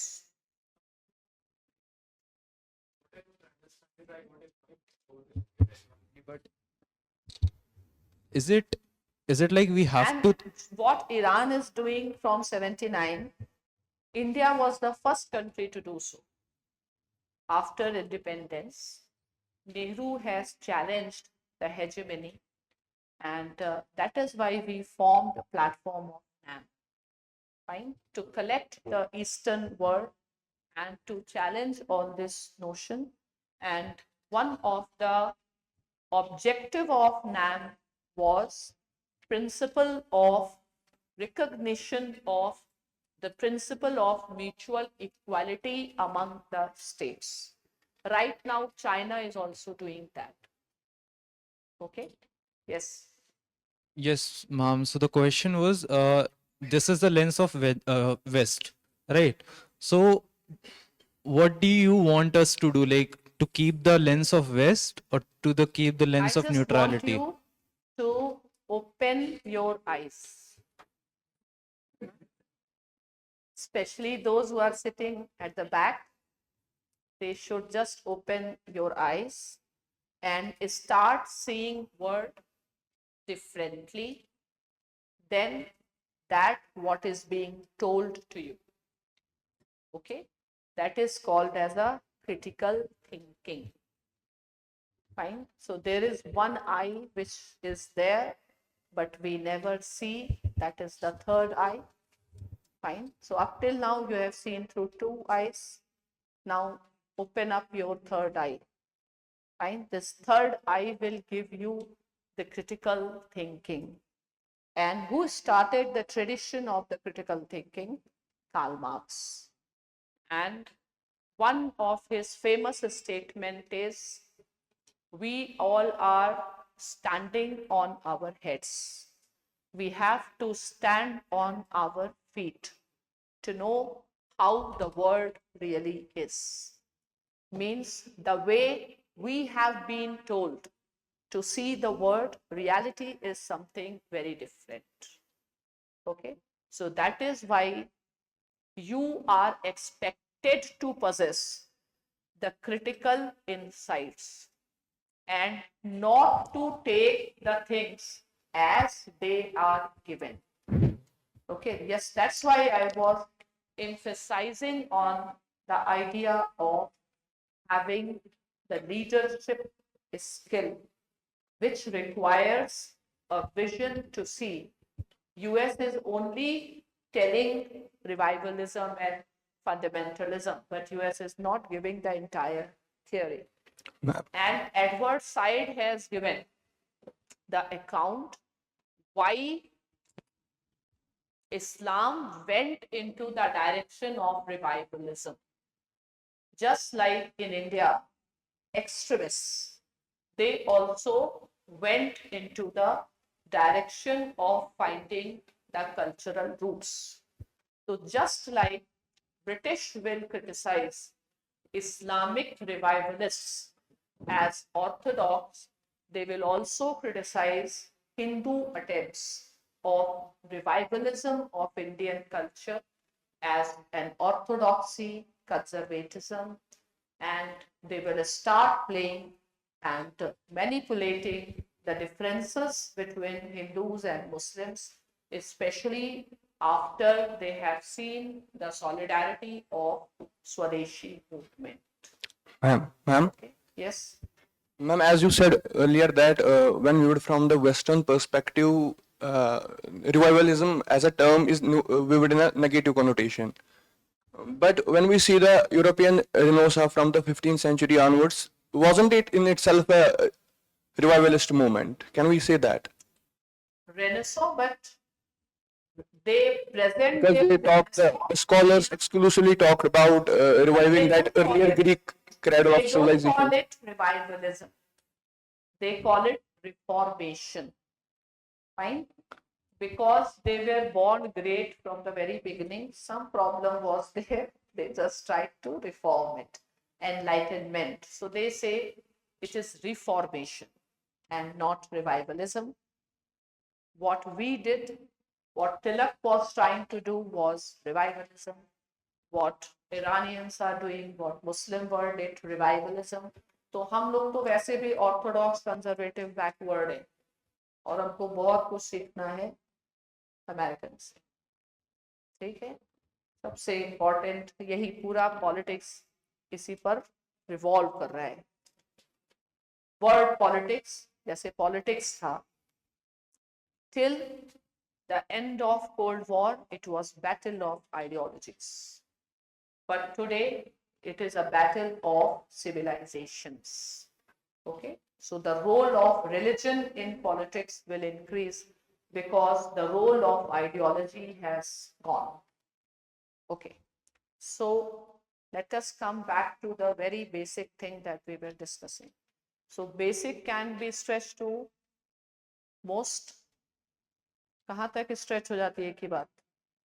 कुछ आइडियाज आ रहे हैं, घर पे जाके सब बातें दोहराओगे? हाँ, हिजाब वाली डिबेट, किसी किसी को पकड़ के चाय पे चर्चा करेंगे आप?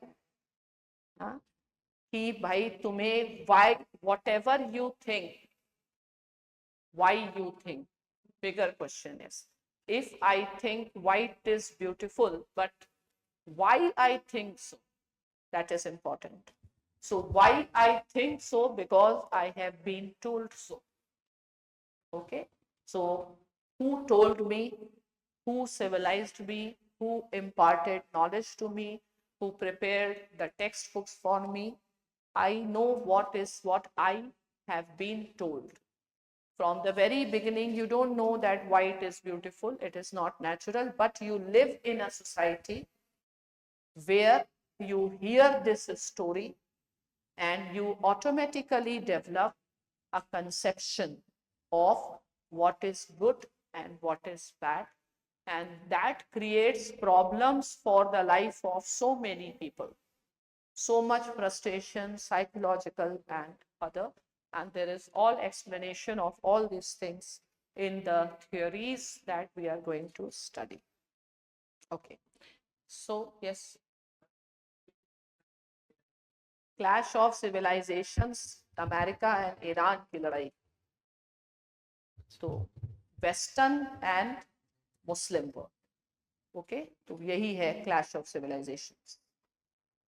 Yes.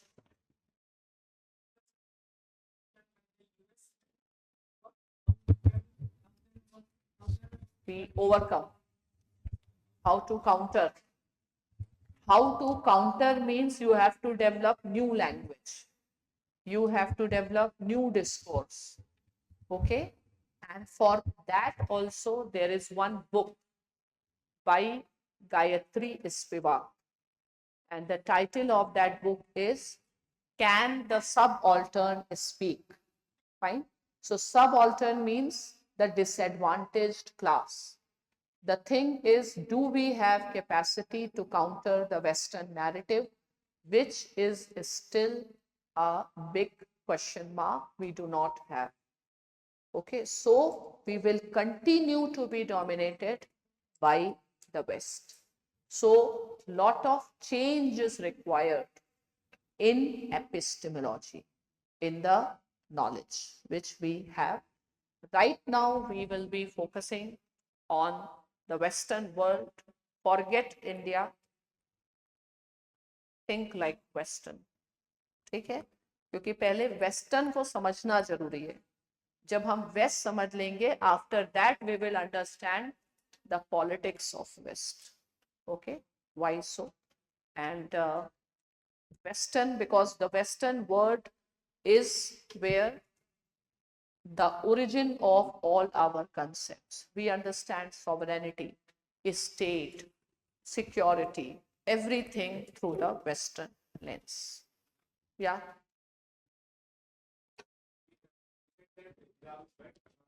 I didn't say Iran is bad. You said that hijab is bad.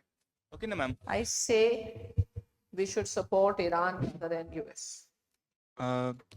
But my question is that, is it right also?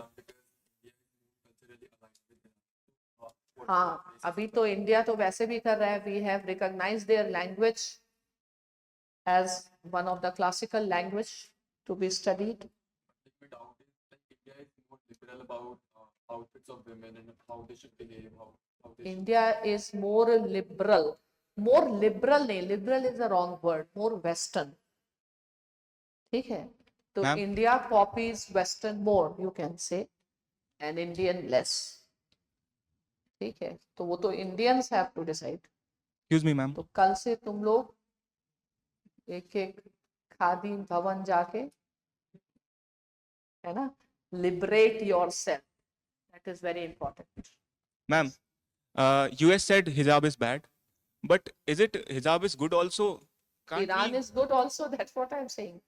But Hijab is good also. yes, ma'am. So I'm saying, na, it protects you from sunlight.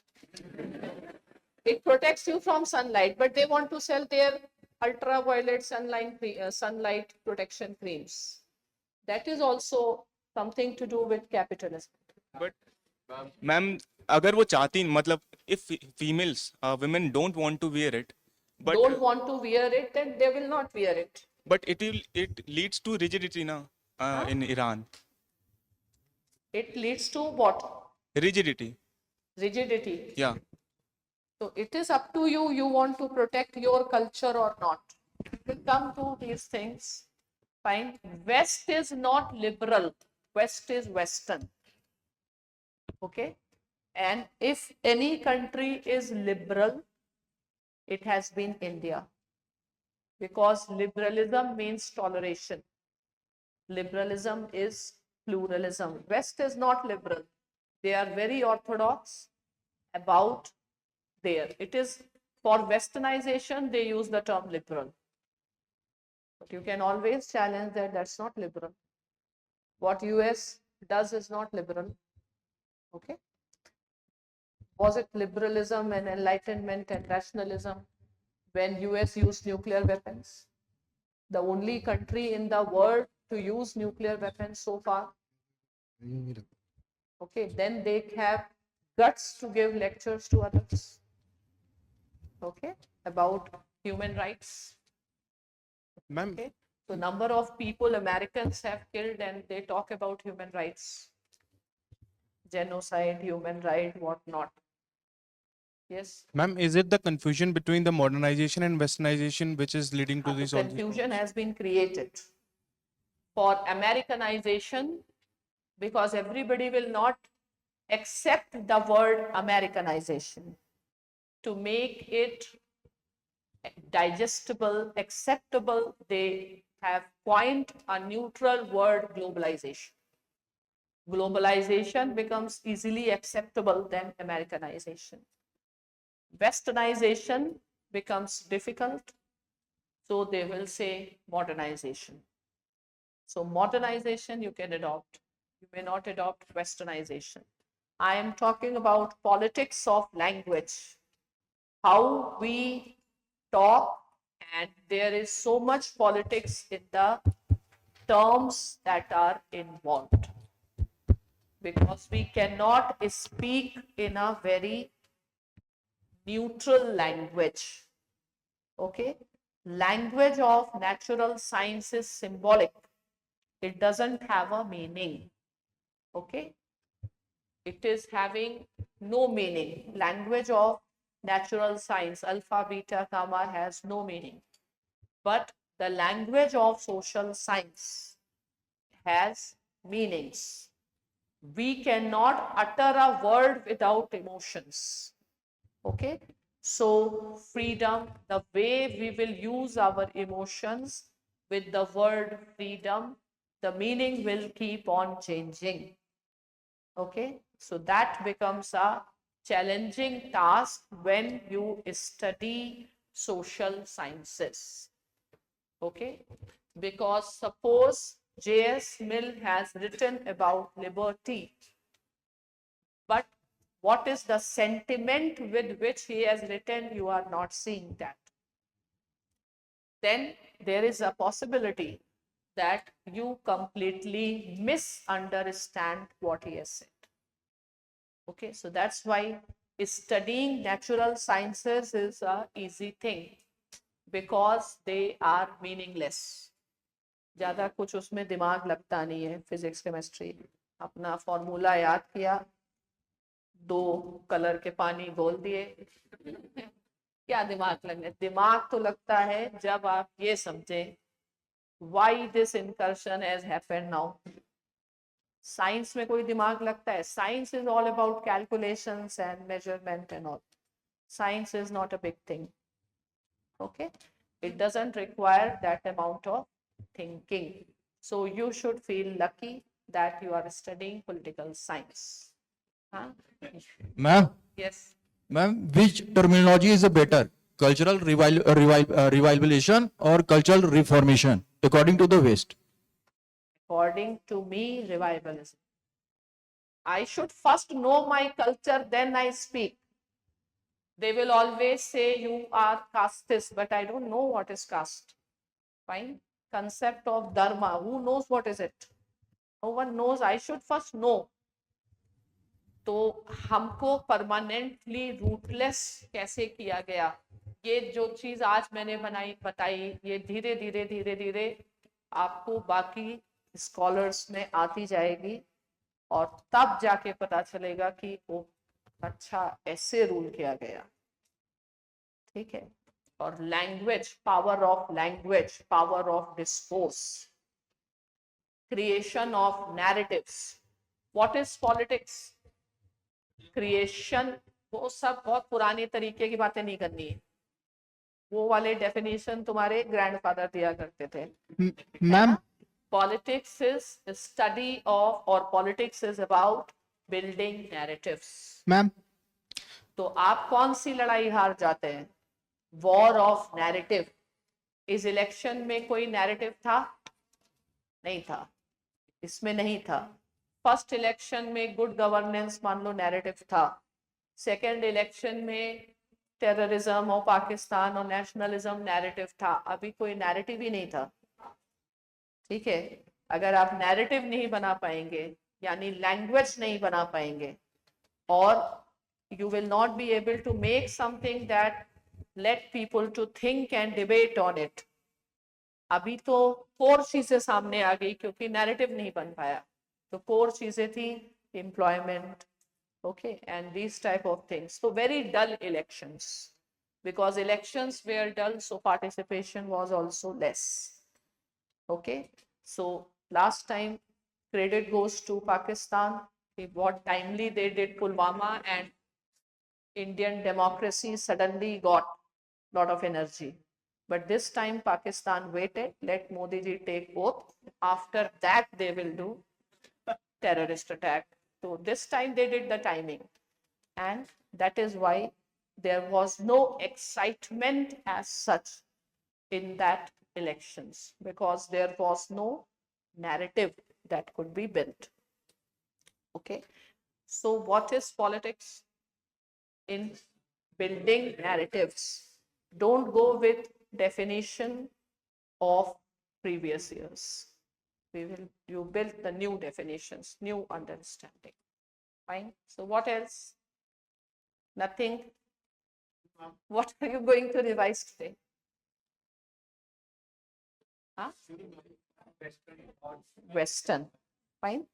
So Western hegemony and other things. So yes, any question remaining? ma'am, in the context of language, can we say that Western language or English language is the most advanced language? Yes, advanced, because they can advance. If the moment you will talk about Indian, no one will let you. If government will say we should teach Gita, they will not let. There are people who will not let it happen. They are, yes, and human language is going to become extinct because of AI. And then we will start talking only in symbolic terms. तो आगे आने वाले time में हमारी language में emotions नहीं होंगे. ठीक है, हम सिंबल्स में बात करेंगे. जैसे व्हाट्सएप में किस पे बात करते हो? तो वो मतलब things are going to change in a big